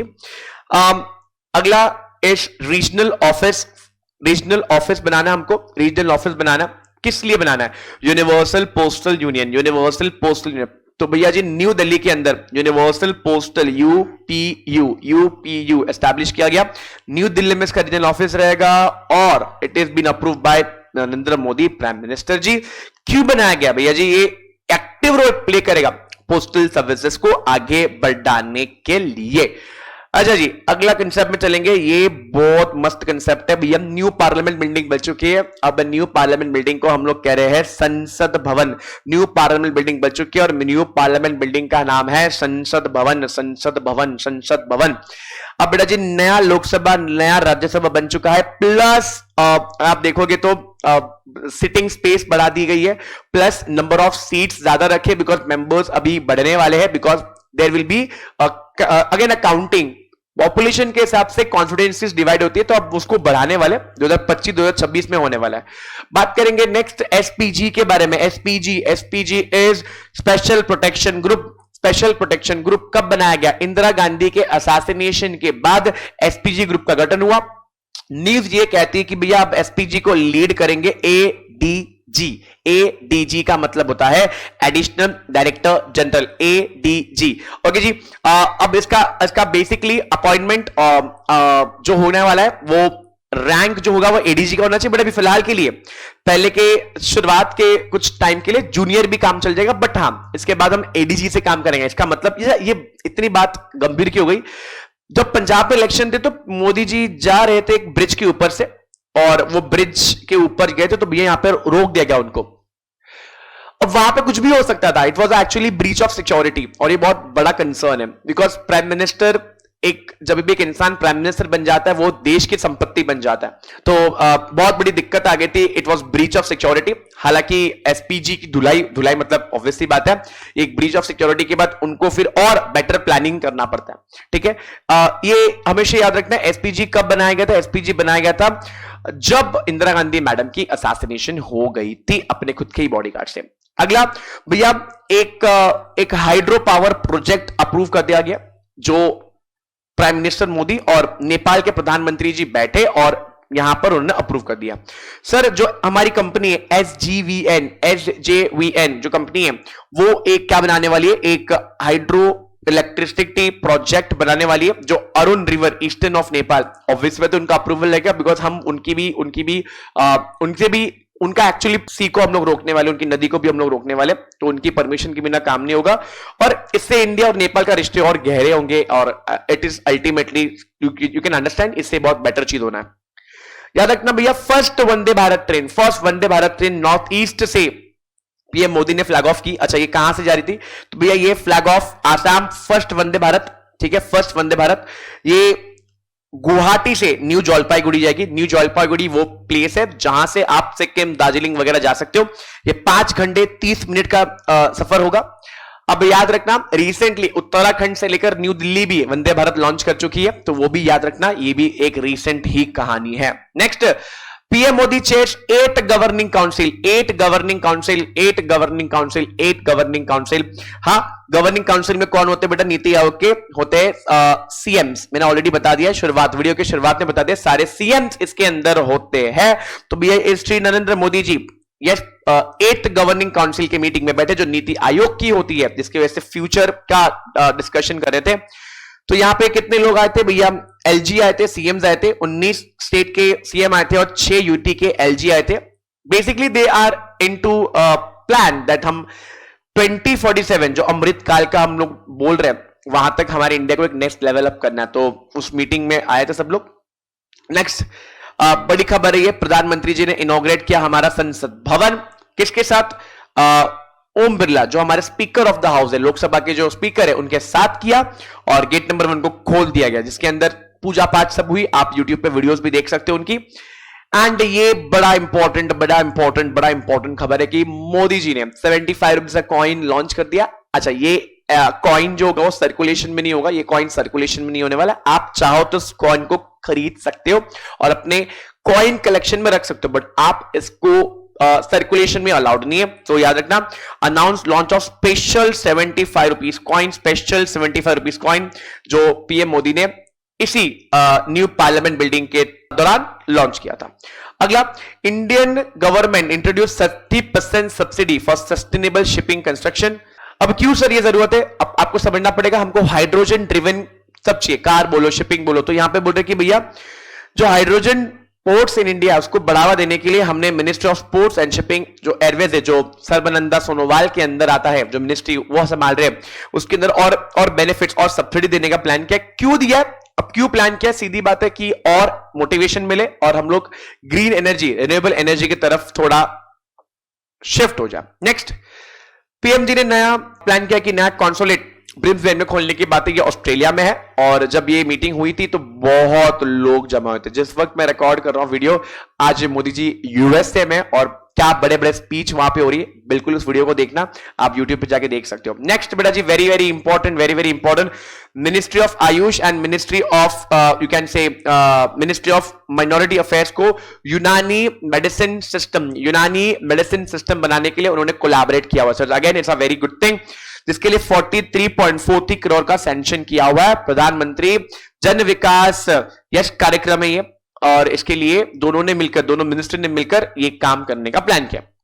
थोड़ा यहां वहां हो गया, समझ लो। गिरिराज सिंह ने एक लॉन्च किया है कैंपेन, समर्थ कैंपेन का बेसिक मोटिव, बेसिक फोकस होगा प्रमोटिंग डिजिटल ट्रांजैक्शन। कहां पर? 50,000 ग्राम पंचायत में, 50,000 ग्राम पंचायत में। और ये जो हमने किया, ये आजादी का अमृत महोत्सव सेलिब्रेट करने के लिए लखनऊ में कर दिया जी। तो आप देख सकते हो यहां पर मीटिंग हो रही है। नेक्स्ट, कुछ ये हमारे नए पार्लियामेंट की कुछ डिटेल्स है जो मैं टाइम्स ऑफ इंडिया से आपके लिए खास लाया हूं। इसको आप देखो, यहां पे लिखा हुआ है total area 64,000 square metre, 1224 MPs, 970 crore खर्चा, 2022 में कंप्लीशन होने की बातें थी। टाटा प्रोजेक्ट ने सबसे बिड करके इसको जीत लिया। और ये सेंट्रल विस्टा प्रोजेक्ट, ये प्रोजेक्ट में और भी बहुत सारे प्लान्स है, वो भी होने वाला। बट ये चीज आपको याद रखना है। एडिशनली कुछ चीजें और बेनिफिट्स देके रखिए, आप इसको आराम से वीडियो को पॉज करके देख सकते हो, इंपॉर्टेंट है हमारे करंट अफेयर्स के लिए। बढ़ रहे अगला, ये मोदी जी ने एक चीज जिसको हम लोग एक सेप्टर बोल सकते, एक डंडा बोल सकते, जो हमारे पार्लियामेंट में इसको इंस्टॉल किया। और this is actually looking very good.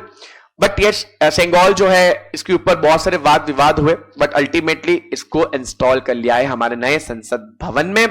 Bhupendra Yadav ji union minister है कैबिनेट के अंदर, जिन्होंने इनॉग्रेट किया central of excellence on sustainable land management at Indian council forestry research and education in Dehradun. याद रखना जगह की नाम, भूपेंद्र यादव मिनिस्टर का नाम याद रखना। Second, excellence of sustainable land management, excellence on sustainable land management. Yes, इन्होंने इनॉग्रेट किया भूपेंद्र यादव जी ने, ये जो यूनियन मिनिस्टर है। कहां पे गया? देहरादून में गया। सर क्या था?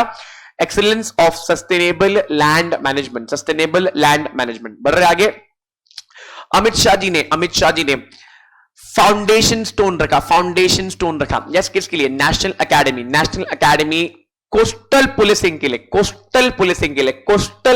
के लिए। तो द्वारका में रखा गया, और द्वारका गुजरात में हुआ ये। तो यहां पे आप देख सकते हो कि अमित शाह जी भूमि पूजन करते हुए आपको दिख रहे हैं। सर किस लिए कर रहे हैं? Sir national academy of coastal policing ये बनने वाला है, तो उसकी तैयारी शुरू हो चुकी है। मोदी जी ने इंटरनेशनल म्यूजियम 2023 एक्सपो को इनॉग्रेट किया। अगेन ये खबर याद रखनी है, किसने किया? मोदी जी ने किया, प्राइम मिनिस्टर ने किया। क्या किया? International museum expo 2023। Next, institute of chartered accountant of India यानी कि ICAI और मालदीव्स के चार्टर्ड अकाउंटेंट इंस्टीट्यूट ने हाथ मिलाया है। एंड ऑब्वियसली बता, जब भी एमओयू साइन होता है तो इन जनरल पूरे प्रोफेशन को फायदा होता है। तो हमको याद यही रखना है कि हमारे आईसीएआई इंडिया का और उनका इंस्टीट्यूट जो मालदीव्स में, उन्होंने मिलकर एक एग्रीमेंट किया है। नेक्स्ट भैया हमारा लास्ट आ चुका है, लास्ट न्यूज आ चुका है, which is actually L Murugan जो है वो कैन्स इंटरनेशनल फिल्म फेस्टिवल जो हो रहा था फ्रांस में, इफ यू नो, वहां पे वो गए थे। यस, इन फ्रांस आपके सामने है, और इन्होंने इनॉग्रेट किया है ये, ठीक है। तो ये इंपॉर्टेंट है, चीज याद रखना। इससे ना आई थिंक एक आधा घंटा हुआ रहेगा, मैंने सारे नेशनल वाले सारे चीज कवर कर लिया। तो मैं चाहता हूं आपने इस वीडियो को बार बार देख लो, तो आपको चीजें ना फटफट फटफट फटफट याद हो जाएगी, आपको सारी चीजें फटफट फटफट याद होगी। अच्छा ये भी देख लो, कमला मैडम जो है, she is the first female who acquired PhD, और इनको हम लोगों ने जो पीएचडी दी थी वो साइंटिफिक डिसिप्लिन में दी थी। And again she is the excellent. आप गूगल करो, आपके इनके बारे में बहुत सारी चीजें आपको पढ़ने मिलेगी। बट यस, इससे हमारा सारा नेशनल वाला पार्ट हो जाता है खात्मा कर दिया बेटा जी इससे हमने। तो चलिए बढ़ते हैं नेक्स्ट सेगमेंट की तरफ। नेक्स्ट सेगमेंट जी यारो, इंटरनेशनल अफेयर्स। इंटरनेशनल अफेयर्स की भैया इंटरनेशनल लेवल पे क्या क्या चीजें हुई है। तो पहला खबर आपके सामने पेश करते हुए आपका होस्ट और दोस्त, that is Bangladesh floats currency for first time. कौन सी करेंसी भैया? उनका जो करेंसी टाका फर्स्ट टाइम फ्लोट किया है। Yes, Bangladesh central bank has made landmark decision to float its currency, the taka is their currency, Bangladesh currency for the first time. और ये पहली बार ऐसा हुआ टू आईएमएफ डिमांड्स, जिसके वजह से भैया लोन प्रोग्राम में किसी ने पार्टिसिपेट किया अपने रीजनल करेंसी में। तो भैया टाका का रिलीज हो चुका है। नेक्स्ट IREDA, क्या बोल रहे हैं भैया? IREDA मुझे द मिनी रत्न कंपनी, इसने क्या किया बेटा जी? इन्होंने किया है, it is under ministry of new and renewable energy. इन्होंने पार्टिसिपेट किया 3 दिन का इंटर सोलर यूरोप में। इंटर सोलर एक एग्जीबिशन हुआ था, इंटर सोलर 2023 एग्जीबिशन, जो म्यूनिक जर्मनी में हुआ था, ठीक है। नेक्स्ट भैया, जापान के अंदर लॉ में चेंज आ गई है। 2 लॉ चेंज हुए, मैंने यहां पे एक ही लॉ मेंशन किया हुआ है। पहले तो लॉ चेंज हुआ है भैया, 13 साल से 16 साल कर दिया एज ऑफ कंसेंट। ये सेक्सुअल हरासमेंट के केसेस को कंट्रोल और कर्व करने के लिए किया, प्लस एलजीबीटी लॉज पे भी इन्होंने कुछ पास किया हुआ है, इन्होंने पास कर दिया है। तो जापान ने सबसे इंपॉर्टेंट, जो हमारे एग्जामिनेशन पर्सपेक्टिव के लिए इंपॉर्टेंट, 13 साल से 16 इयर्स को एज ऑफ कंसेंट में बढ़ा दिया है। अब याद रखना, ये वर्ल्ड का लोएस्ट कंसेंट एज है। नेक्स्ट बेटा जी, ये मैं ऑलरेडी कुछ टाइम पहले बता चुका था कि भैया पीएम मोदी में यूएस में विजिट होने वाली है, और ये बहुत इंपॉर्टेंट होता है जियोपॉलिटिक्स के अंदर। कभी भी एक इंटरनेशनल लीडर कभी भी मीटिंग करने आता है तो बहुत सारी चीजें मायने रखती है। तो यहां पे मैं थोड़ा सा हिंदुस्तान टाइम्स से आपके लिए कुछ लाया हूं कि भैया मीटिंग जो है वो मोदी जी मीटिंग करने वाले। मीटिंग में होने क्या वाला भैया? इंटरेक्शन होने वाली है। इंटरेक्शन किससे होने वाली है भैया? बिजनेस लीडर से होने वाली है। तो इलॉन मस्क से ऑलरेडी मिल चुके हैं वो। इसके साथ साथ इंडियन डायस्पोरा, जो इंडियन बैकग्राउंड के लोग हैं वहां पर, उनसे भी मीटिंग होने वाली है। 21 तारीख को न्यूयॉर्क जाएंगे, ठीक है। International day yoga celebration eight UN New York में करेंगे। 22 तारीख को वॉशिंगटन में ऑब्वियसली बात है वेलकम सेरेमनी होगा, और डिनर, स्टेट डिनर में भी इन लोग जाएंगे, जहां पे स्पीच होगी, कांग्रेस को एड्रेस करेंगे। जिस वक्त वीडियो बना रहा हूं वो ऑलरेडी कांग्रेस को एड्रेस कर चुके हैं। प्लस इस डिनर में जीरोधा के को फाउंडर को भी बुलाया गया है। रिलायंस इंडस्ट्रीज के प्रमोटर मुकेश अंबानी जी और उनकी वाइफ भी गई है डिनर के लिए, और भी बहुत लोग आए। 24 से लेकर 25 की अगर मैं बात करूं, 24 से लेकर 25 में मोदी जी इजिप्ट में रहने वाले हैं। बढ़ते हैं आगे बढ़ते हैं, और यूएनजीए जो अंदर है, यूएनजीए जो है यूनाइटेड नेशन जनरल असेंबली, हमने एक रेजोल्यूशन प्लान दिया था जिससे हम लोग एक दीवार की बात कर रहे थे। पीस कीपर्स, ठीक है, तो उसको एक्सेप्ट कर लिया गया, उसको एक्सेप्ट कर लिया गया। तो अगेन एक खबर इतनी इंपॉर्टेंट है बट आपको पता होनी चाहिए। मैंने हर चीज को एमसीक्यू में क्यूरेटेड करके रखा है जो आपको पढ़ने में इजी हो जाएगा। मैंने 150 एमसीक्यूज आपको चैट बॉक्स में देके रखा है, मेक श्योर करो एग्जाम के पहले आप वो सॉल्व करो, बट ये लेक्चर सुन लेने के बाद। उसके बाद बेटा वर्ल्ड बैंक ने its initial plan to enhance road safety. क्या बात है, रोड सेफ्टी, आए दिन कितने लोग रोड पे मर जाते हैं बेटा।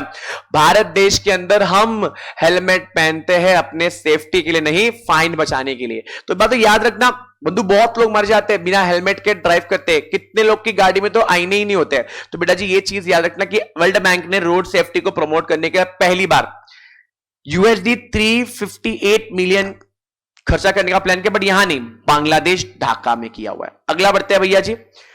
अब भैया यूनेस्को यूएनईएससीओ के अंदर वापस रीजॉइन हो रहा है सर, लिखा है UNESCO UNESCO has announced that United States वापस रीजॉइन कर रहा 4 साल के बाद। उनके ऊपर कुछ बायस चीजें लगी थी अगेंस्ट इजराइल, तो अगेन वो वापस आ रहे हैं। नेक्स्ट यूके ने जेन मैरियट को भी एक हाई कमीशन एम्बेसडर है, हाई कमीशन गवर्नमेंट ऑफिसर है, जो जा रहे हैं इस्लामाबाद यानी कि पाकिस्तान। याद रखना फर्स्ट फीमेल ब्रिटिश एनवॉय जाने वाली है। Yes, she her name is Jane Marriott. याद रखना इंपॉर्टेंट चीज भैया, ईरान की न्यूक्लियर डील हुई है और ईरान ने तो मचा के रखा है, बॉम्ब वीम बना रहे हैं बहुत सारे। तो याद रखना ईरान न्यूक्लियर डील हुआ है। यस, तो थोड़ा जरूरी है याद रखना, जिसके अंदर बहुत सारे ग्लोबल डील्स इन्होंने क्रैक किए यूएस के साथ और बड़े मेजर ग्लोबल कंट्रीज के साथ। अगला भैया न्यूजीलैंड स्लिप हो चुका है रिसेशन के अंदर। सिर्फ न्यूजीलैंड ही नहीं, जर्मनी भी स्लिप हो चुका है। अब मेरे कुछ दोस्त जो बाहर रहते हैं वो यही कहते हैं कि द एनर्जी बिल बहुत इंक्रीज हो गया और ये रीजन है रशिया वर्सेस यूक्रेन की लड़ाई। बेटा रशिया जो है ना वो एनर्जी देता है बहुत ज्यादा, एनर्जी, उनका बिजनेस तेल का है, उनका बिजनेस एनर्जी का है। अब जब यूक्रेन के थ्रू वो जाता है, अब वहां पे उनकी चल रही लड़ाई, तो जो मेन यूरोप है वहां तक ये चीज पहुंच नहीं रही है, तो खर्चे बढ़ रहे, एक्सपेंसेस बढ़ रहे और इसकी वजह से दिक्कतें आ रही है। इन्फ्लेशन अपने चरम सीमा में है। Next, US geological survey that is USGS downgraded the safety. तो हवाई के अंदर जो जगह है वहां पे डाउनग्रेड कर दिया सेफ्टी और बोला कि भैया फ्रॉम वार्निंग टू वॉच। तो भैया थोड़ा सा डरने की वाली बात है। अगेन हमको इतने बड़े सवाल हमारे सीएसडब्ल्यूटी में पूछते नहीं है, बट यारो ये याद रखना थोड़ा काम का है भैया, एग्जामिनेशन पर्सपेक्टिव के लिए हमारे काम का आइटम है, हमारे काम का आइटम है। क्या बोल दिया भैया, हाइपरसोनिक विंड टनल चाइना ने अपना इंट्रोड्यूस किया है। इनका नाम रख दिया है JF-22। इसको रख लो, एग्जामिनेशन में आने की बहुत संभावना है, अगला बेटा त्रिशूल, आईएनएस त्रिशूल सेलिब्रेट कर रहा है गांधी का सत्याग्रह। यहाँ पे सत्याग्रह की हिस्ट्री देके रखी हुई है, आप आराम से बैठ के पढ़िए, इसके अंदर मैं जा नहीं रहा हूं बिकॉज रिवीजन है और मैं चाहता हूं आपको हर चीज याद रहे। आईएनएस त्रिशूल। नेक्स्ट भैया, India and Serbia aim for 1 billion euro bilateral trade. भैया जी यहाँ पे अग्रीमेंट साइन हुआ बिटवीन इंडिया सर्बिया, आप देख सकते हो यहाँ पे अग्रीमेंट साइन हो रहा है। These all tie-up are economic tie-up। तो याद रखना इससे ना दोनों कंट्री को बहुत ज्यादा फायदा होता है। बढ़ रहे भैया, यहां पे बताया कि कुछ आने वाले सालों में गर्मी बढ़ने वाली है, 2023-24 में गर्मी बढ़ने वाली because of wind. Again geography वाला सवाल है बट आप जस्ट इसको देख लेना। Next important, US and UK इन्होंने अटलांटिक डिक्लेरेशन किया। क्यों? अपने इकोनॉमी को बूस्ट करने के लिए। ये अग्रीमेंट साइन किया गया है किसके बीच में? USA and UK. आप देख सकते हो दोनों भी हेड ऑफ स्टेट सामने बैठे हुए बातचीत कर रहे और डिस्कशन कर रहे। साइन किया हुआ अटलांटिक डिक्लेरेशन याद रखना बहुत ज्यादा इंपॉर्टेंट है। नेक्स्ट, 5 कंट्रीज ने नॉन परमानेंट के लिए इलेक्ट हो गए। Algeria, Guana, Republic of Korea, सीरा। अब ये सारे जो कंट्रीज आप जितने भी कंट्रीज यहां पे देख रहे हो, इन लोग को 2 साल इन लोग सर्विंग फॉर 2 years। यस, इन लोग ज्वाइन कर लिए premier body for maintaining international peace and security. ये 2 साल तक अब यहीं पे रहेंगे। कंट्री के नाम तुम्हारे सामने है, प्लीज इसको एक बार जरूर देखना बिकॉज ये सब आते हैं बड़ा। पहले हमेशा नेशनल पढ़ना, स्पोर्ट पढ़ना, अपॉइंटमेंट पढ़ना। फिर भैया जी यहां पे यूक्रेन के ऊपर खबर है। भैया यूक्रेन के ऊपर जो डैम बनी है, यस ये जो डैम बनी है नोवा खाकोका, ठीक है।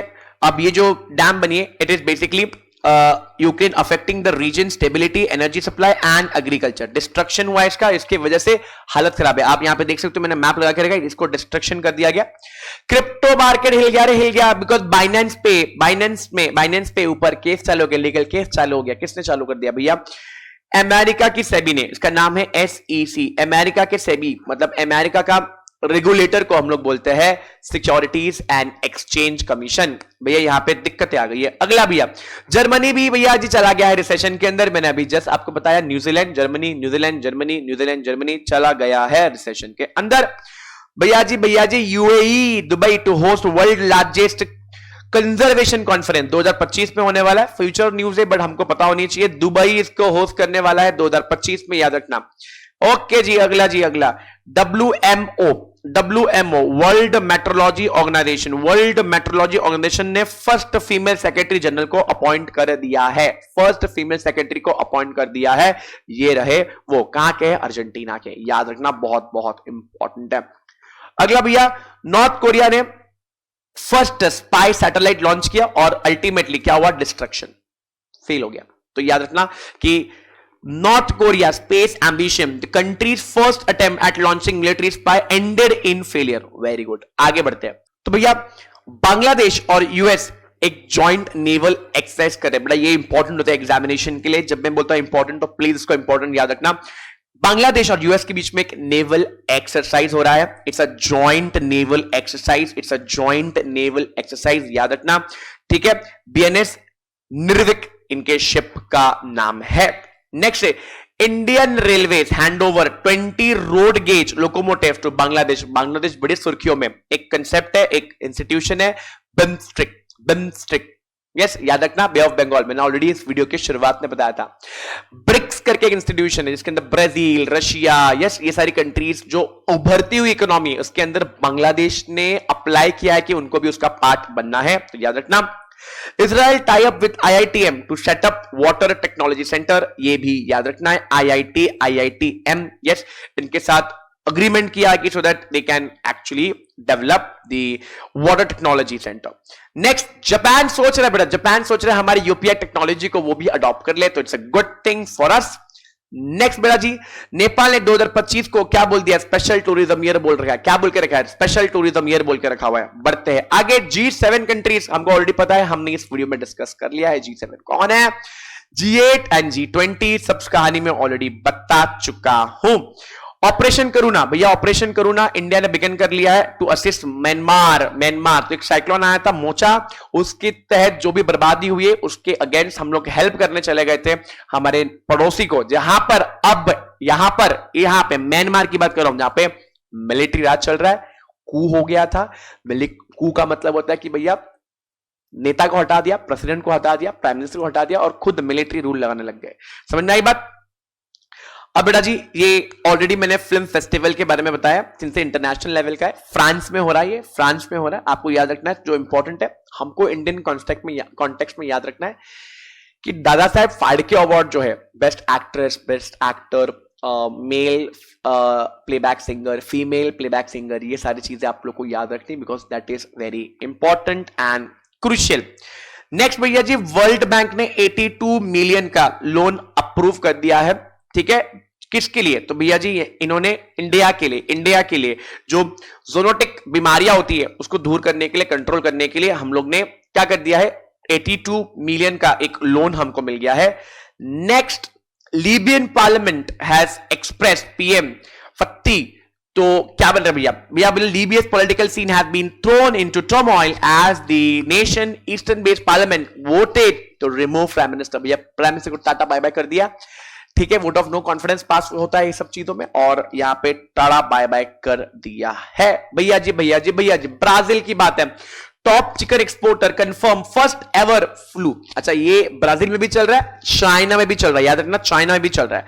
ठीक है, नेक्स्ट भैया जी अगेन यहां पे बोलते हैं लोविट यस अज्यूम एज जो अल्टीमेट उनके जो गवर्नर थे, वाइस गवर्नर थे, अब वो बन गए केयर टेकर प्राइम मिनिस्टर। ठीक है, प्राइम मिनिस्टर बन चुके, केयर टेकर प्राइम मिनिस्टर बन चुके। ठीक है, याद रखना ये बात, ये भी थोड़ी सी इंपॉर्टेंट है। रघुराम राजन चिंतित इसीलिए है बिकॉज अमेरिका के अंदर लगातार बैंक्स फेल हुए। हाल ही में सिलिकॉन वैली एक बैंक है अमेरिका के अंदर जो फेल हो गई थी। सिलिकॉन वैली मैं चिल्ला के इसलिए बोल रहा हूं बिकॉज एग्जामिनेशन में आता है। सिलिकॉन वैली एक बैंक फेल हो गई थी जिसको बाय किया फर्स्ट सिटीजन बैंक ने और इसी फेलियर को चिंता व्यक्त कर रहे हैं हमारे x governor Raghuram Rajan. India Canada की एक अग्रीमेंट हुई है जिसके वजह से प्रोफेशनल स्टूडेंट जो इंडिया से कनाडा गए हैं उनका डेवलपमेंट हो पाए, उनके बीच में एक अग्रीमेंट हुआ है। Yes, to ramp up discussion on movement of skilled professional and students to enhance their partnership. तो इससे जो लोग भी कनाडा में जा रहे हैं पढ़ने के लिए तो उनको भी थोड़ा बेनिफिट मिल जाएगा। सीरिया रीएडमिट टू अरब लीग, तो भैया उनको बाहर निकाल दिया था, अब वो वापस अंदर आ चुके हैं। सीरिया रीएडमिट हो चुका है। नेक्स्ट भैया ये तो बहुत खतरनाक चीज है जो आपके सामने बता रहा हूं बेटा। चाइना का एक बहुत ही एम्बिशियस प्रोजेक्ट है that is CPEC, that is China Pakistan economic corridor, जो रोड से ना इन लोग ज्वाइन कर रहे हैं बलूचिस्तान से एकदम इंडिया के पास से होकर गुजरेंगे। अब उस पूरे प्लान के अंदर अफगानिस्तान भी आ गया, अब अफगानिस्तान को भी जोड़ देंगे लोग रोड से। डेंजर है। हालांकि प्लान अब तक सक्सेसफुल इतना नहीं हुआ जितना इन लोगों ने प्लान किया था। अगला बढ़ रहा भैया, इंडिया अमंग द सोवेरेन कंट्रीज, जिसको सऊदी अरेबिया के ई वीजा सिस्टम, तो ये आप सऊदी अरेबिया जाना है तो ई वीजा सिस्टम से इंडिया को बहुत बहुत बहुत फायदा हो रहा है। तो बेटे जब मैंने फास्ट में एकदम रफ्तार से इंटरनेशनल के सारे जो करंट अफेयर्स हुए वो आपके साथ डिस्कस कर लिया है। आपको ये ऑब्वियस सी बात है, इसका जो फाइल है वो आपको लिंक में मिल जाएगा। हम बढ़ रहे अगले स्पोर्ट्स की तरफ। भैया स्पोर्ट्स में क्या क्या हुआ है, स्पोर्ट्स के अंदर क्या क्या चीजें हुई है, फटाफट डिस्कस कर लेते हैं। चलिए स्पोर्ट्स शुरू करते हैं। सबसे पहले एशिया कप 2023 का शेड्यूल वीडियो लाया है। हमको शेड्यूल वीडियो से फर्क नहीं पड़ता बिकॉज हम लोग करंट अफेयर्स में कौन जीत रहा है कौन हार रहा है इस पे हमको फोकस करना है। तो भैया 17 सितंबर 2023 से ये होने वाला है, जो हमारे खास कुछ काम का नहीं है। इंडोनेशिया के अंदर यस आपको दिखता रहेगा सत्विक चिराग एज डबल चैंपियंस बन चुके हैं भैया जी। आप देखोगे चिराग शेट्टी एंड सत्विक सिराज जो है इन्होंने इमर्ज कर दिया double champions in Indonesia open after beating Malaysia के अंदर। इन्होंने बैंड बजा दी सब लोग की दोनों ने मिलकर। नेक्स्ट भैया जी मस्कट ने लॉन्च कर दिया नेशनल, मस्कट के अंदर लॉन्च हुआ है 37th edition of national Indian national games. यहां पे आप देख पा रहे हो प्रमोद सावंत को, जो गोवा के सीएम है जी, जो गोवा के सीएम है। और ये गए थे बेटा जी लॉन्च मस्कट नेम्ड मोगा याद मोगा इंडिया बेस्ड। इन्होंने एक प्लान चालू किया, एक गेम नेशनल गेम चालू किया। 37th गेम है मोगा गेम मस्कट से द्वारा। नेक्स्ट बेटा जी India lifted intercontinental cup after beating Lebanon. भैया फुटबॉल का बहुत रोमांचक मैच था उस दिन। और जब आपको पता ही है हमारे जो कैप्टन साहब है उन्होंने गोल करते ही अपने वाइफ को डेडिकेट किया, आपने रील तो देखा ही होगा। यस नेक्स्ट है जी पाकिस्तान नादिया खान, ये प्लेयर है बेटा नादिया खान, रिटायरमेंट ले रही है सारे फॉर्मेट से। यस यहां पे लिख दिया भैया इंटरनेशनल फॉर्मेट जो भी वो खेलती थी अब उससे वो टाटा बाय बाय कर रहे हैं, तो बाय बाय। नेक्स्ट बेटा जी खेल महोत्सव, इट इज जनजातीय खेल महोत्सव एंड हुआ ओडिशा में। ये फर्स्ट जनजातीय खेल महोत्सव था और आप देख पा रहे हो यहां पे ओडिशा के सीएम जी नवीन पटनायक सुर्खियों में है, न्यूज में है because of the recent rail accident. Next ICC world test championship की क्या ही बात करूं, इंडिया वर्सेस ऑस्ट्रेलिया हुआ था और इंडिया हार गया, ऑस्ट्रेलिया जीत गया। फीफा अंडर 20 के अंदर आप देखोगे तो भैया जी यहां पे हो गया गजब चीज, फीफा अंडर 20 में हो गया गजब चीज ये हुई कि यूरुग्वे ने बीट कर दिया है इटली को, यूरोग्वे ने बीट कर दिया है इटली को। याद रखने वाली बात है यारो, important. Next ICC player of the month, yes Harry Tector, याद रखना बहुत ही इंपॉर्टेंट है। अगेन ये सारे 30 मार्क के लिए हम ज्यादा ओवर प्रिपेयर करके जा रहे हैं but yes we have to. Next important and very very crucial बड़ी बात यह है कि भैया फ्रेंच ओपन 23 में नोवाक जोकोविच ने बीट कर दिया है कैस्पर रूड को, याद रखना ये बात। नेक्स्ट इंपॉर्टेंट जा रहे हैं भैया जी, ये ऑलरेडी हमारा न्यूज कुछ काम का नहीं बिकॉज इसका कंक्लूजन आ चुका है। नेक्स्ट सुनील कुमार ने डिकैथलॉन में गोल्ड जीत लिया है एशियन अंडर 20 एथलेटिक चैंपियनशिप, जहां पर उन्होंने 7003 पॉइंट्स कमाकर बन गए अंडर 20 चैंपियनशिप के लीडर जो साउथ कोरिया में हुआ था।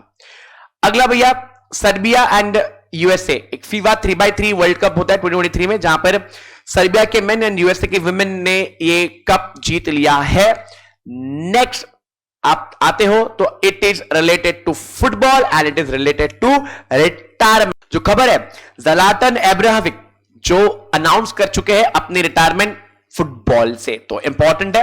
Next very very very very very very important भैया, वेरी वेरी इंपॉर्टेंट भैया, खेलो इंडिया यूनिवर्सिटी, खेलो इंडिया यूनिवर्सिटी तीसरा सीजन था जो खेला गया वाराणसी यूपी के अंदर, और हमारे यूनियन मिनिस्टर अनुराग ठाकुर जी भी वहां पर मौजूद थे। अब बेटा ये F1 रेस में आ गए हैं मैक्स वर्स्टैपेन जो है वो जीत चुके हैं F1 रेसिंग में, फॉर्मूला 1 रेसिंग में जीत चुके हैं, and it is a very good thing.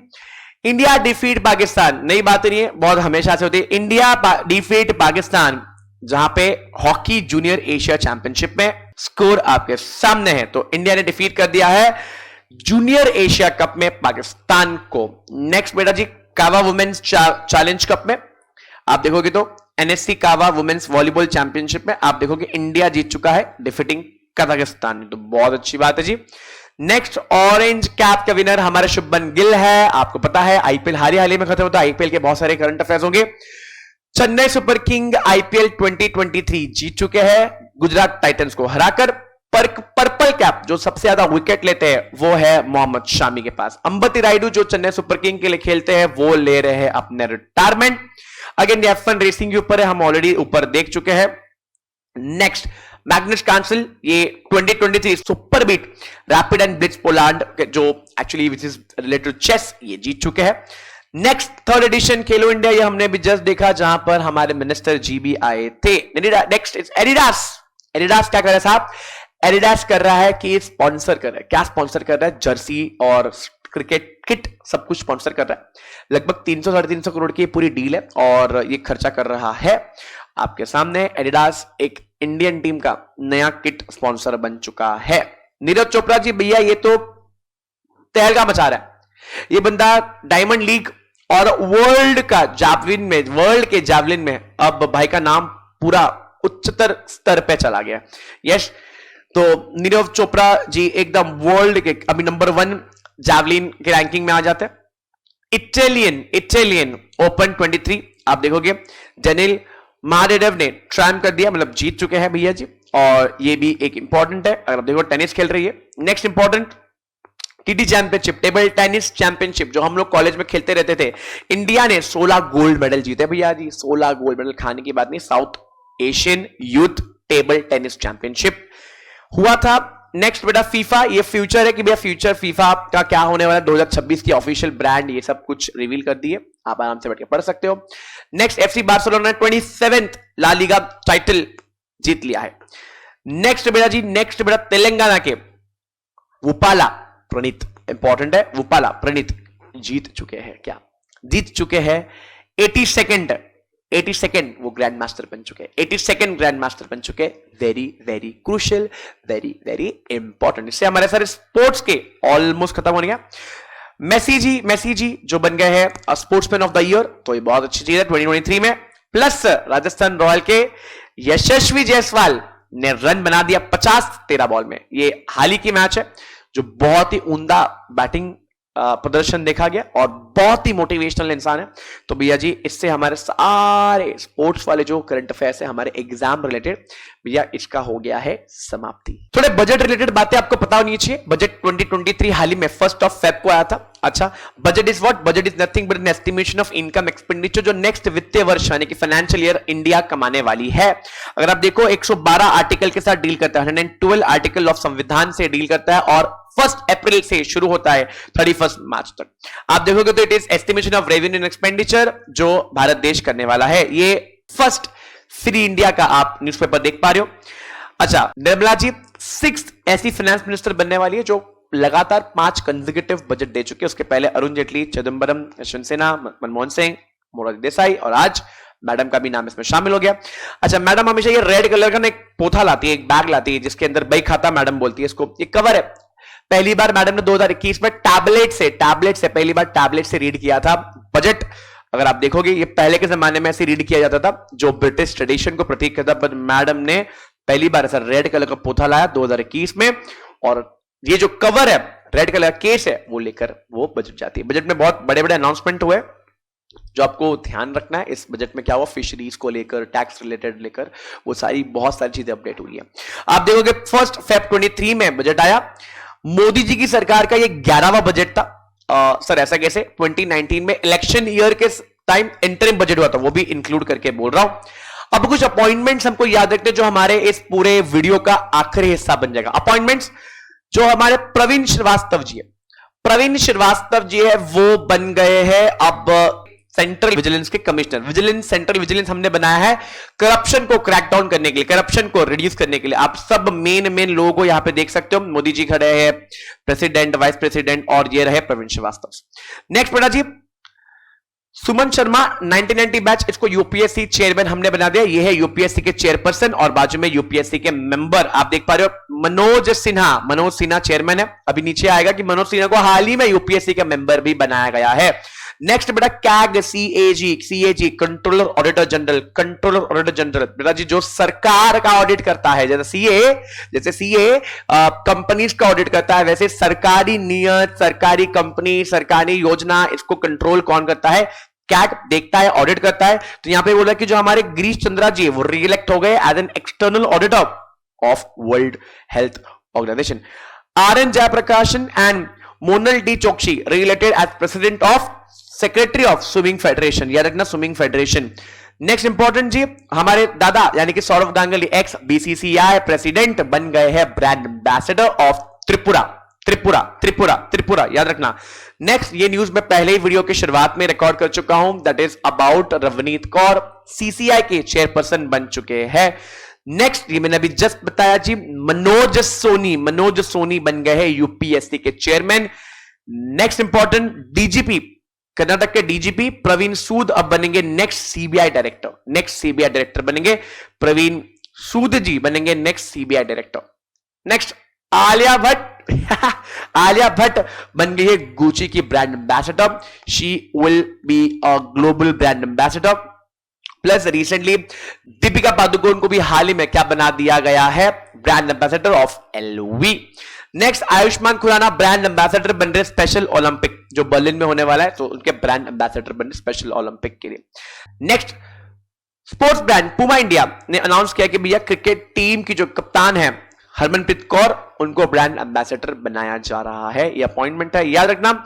UPSC ने रेकमेंड किया राजीव सिंह रघुवंशी क्या as drug controller general of India, that is DGCI, क्या as basically he will be heading DGCI। Drug controller general का यही मतलब होता है कि जो भारत देश के अंदर ड्रग्स वगैरह, ड्रग्स मतलब कोकेन चरस की बात नहीं कर रहा हूं यहाँ पे, दवाई की बातें कर रहा हूं, तो ये सब कंट्रोल करने की यूपीएससी ने इनको रेकमेंड किया है। इसके साथ साथ परमिंदर चोपड़ा रेकमेंड किया गया है, that is public enterprise selection board ने। She will be the next CMD, that is Chairman and Managing Director of Power Finance Corporation (PFC). She will be the first woman, याद रखना, first woman जो PFC के chairman बनने वाले हैं। Next जी यहाँ पे कुछ लोगों का नाम है, अजय विज, उसके बाद संदीप दत्ता आप देखोगे तो, एंड रेखा मेनन। इन लोग को एक्सेंचर एक आईटी कंपनी अमेरिका की, उन्होंने इनको वेरियस पोजीशंस के लिए अपॉइंट किया है। कोई एमडी बन रहा है, कोई इंडिया मार्केट का यूनिट लीडर बन रहा है, कोई सीनियर एमडी बन रहा है, तो इन लोग बन रहे हैं, इन लोग लीड करेंगे। नेक्स्ट सिद्धार्था मोहंते ये चेयरमैन रहने वाले LIC का अगले साल 2024 तक, जून 2024 तक। बेटा जी महावीर सिंह फोगाट जिसने कहा था गोल्ड तो गोल्ड होबे छोरा लाया छोरी, तो भैया जी उनको हमने MMA मिक्स्ड मार्शल आर्ट का हमने क्या बना दिया, चेयरपर्सन बना दिया। ठीक है जी। नेक्स्ट बेटा Tata group appointed doctor Randhir Thakur है CEO and director of Tata electronics private limited, जो सेमीकंडक्टर मैन्युफैक्चरिंग पे ध्यान देंगे and it's a very good scope Tata group के लिए, चीजों को समझा। नेक्स्ट केनेची उमेडा ये बन जाते हैं भैया जी सुजुकी मोटरसाइकिल को लीड करेंगे जो इंडिया के अंदर चल रहा है, which is very good again. Next Hero MotoCorp Niranjan Gupta ji को बना दिया है नया CEO May 1 से। रिसेंट है बेटा, May 1 से निरंजन गुप्ता को बना दिया है न्यू सीईओ। अगला एनडीटीवी ने, ये हमारे यूके सिन्हा है। यूके सिन्हा जो है वो सेबी के एक्स चेयरपर्सन रह चुके हैं, और यहां पे आप देखोगे तो गोइंका मैडम भी है, जिनको हम लोग ने इंडिपेंडेंट डायरेक्टर एनडीटीवी में बनाया है। नेक्स्ट, अर्नब बैनर्जी को हमने एमडी एंड सीईओ बनाया है सीएट का। सीएट बहुत बड़ी टायर कंपनी है and this is what it is. Viacom 18 जो रिलायंस ग्रुप का एक कंपनी है, वाईकॉम 18 आप देख लो, निकलोडियन, आज तक, जितने भी बड़े टीवी देख लो आप, जितने भी कलर चैनल, ये सब, मनी कंट्रोल, ये सब आप वाईकॉम 18 नेटवर्क के अंदर आता है, जहां पर एमएस धोनी को उन्होंने ब्रांड एम्बेसडर बना दिया है।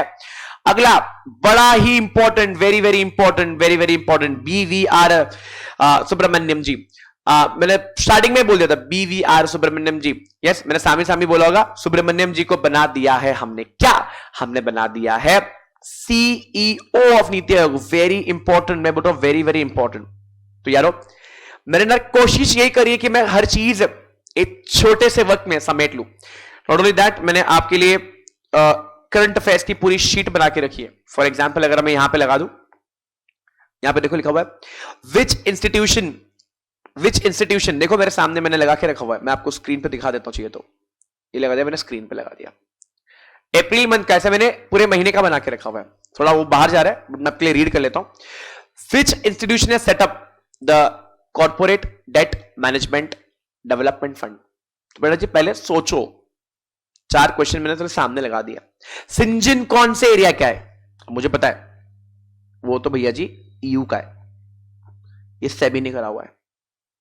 तो बेटा मैंने ना पूरा पीडीएफ बना के दे दिया आप लोग को, जैसे कि आप 4 क्वेश्चन देखो, दिमाग में सॉल्व करो, अगले पेज में इसका सवाल विथ आंसर, मैं बोल रहा हूं विथ आंसर लगाया, with notes, why it is correct answer, why, what is the reason. तो मैंने 150 question, 150 question because of you. ये रामबाण कैप्सूल्स है, रामबाण कैप्सूल्स है, ये आप करके जरूर जाना। इसका पूरा पीडीएफ का जो चीज है वो आपको मैंने डिस्क्रिप्शन में दे दिया है। ये एमसीक्यू सॉल्व किए बिना जाना नहीं, ये सारे इंपॉर्टेंट एमसीक्यू हैं जिसके आप देख पा रहे हो। सीबीआई किसके अंडर सेटअप हुआ था, ध्यान देना मेरी बात को, सेटअप हुआ था, सेटअप हुआ था, देख रहे हैं। अगर मैं सेटअप की बात करूं तो होम अफेयर्स ने किया था, बट आज ministry of personal grievances and pension में है।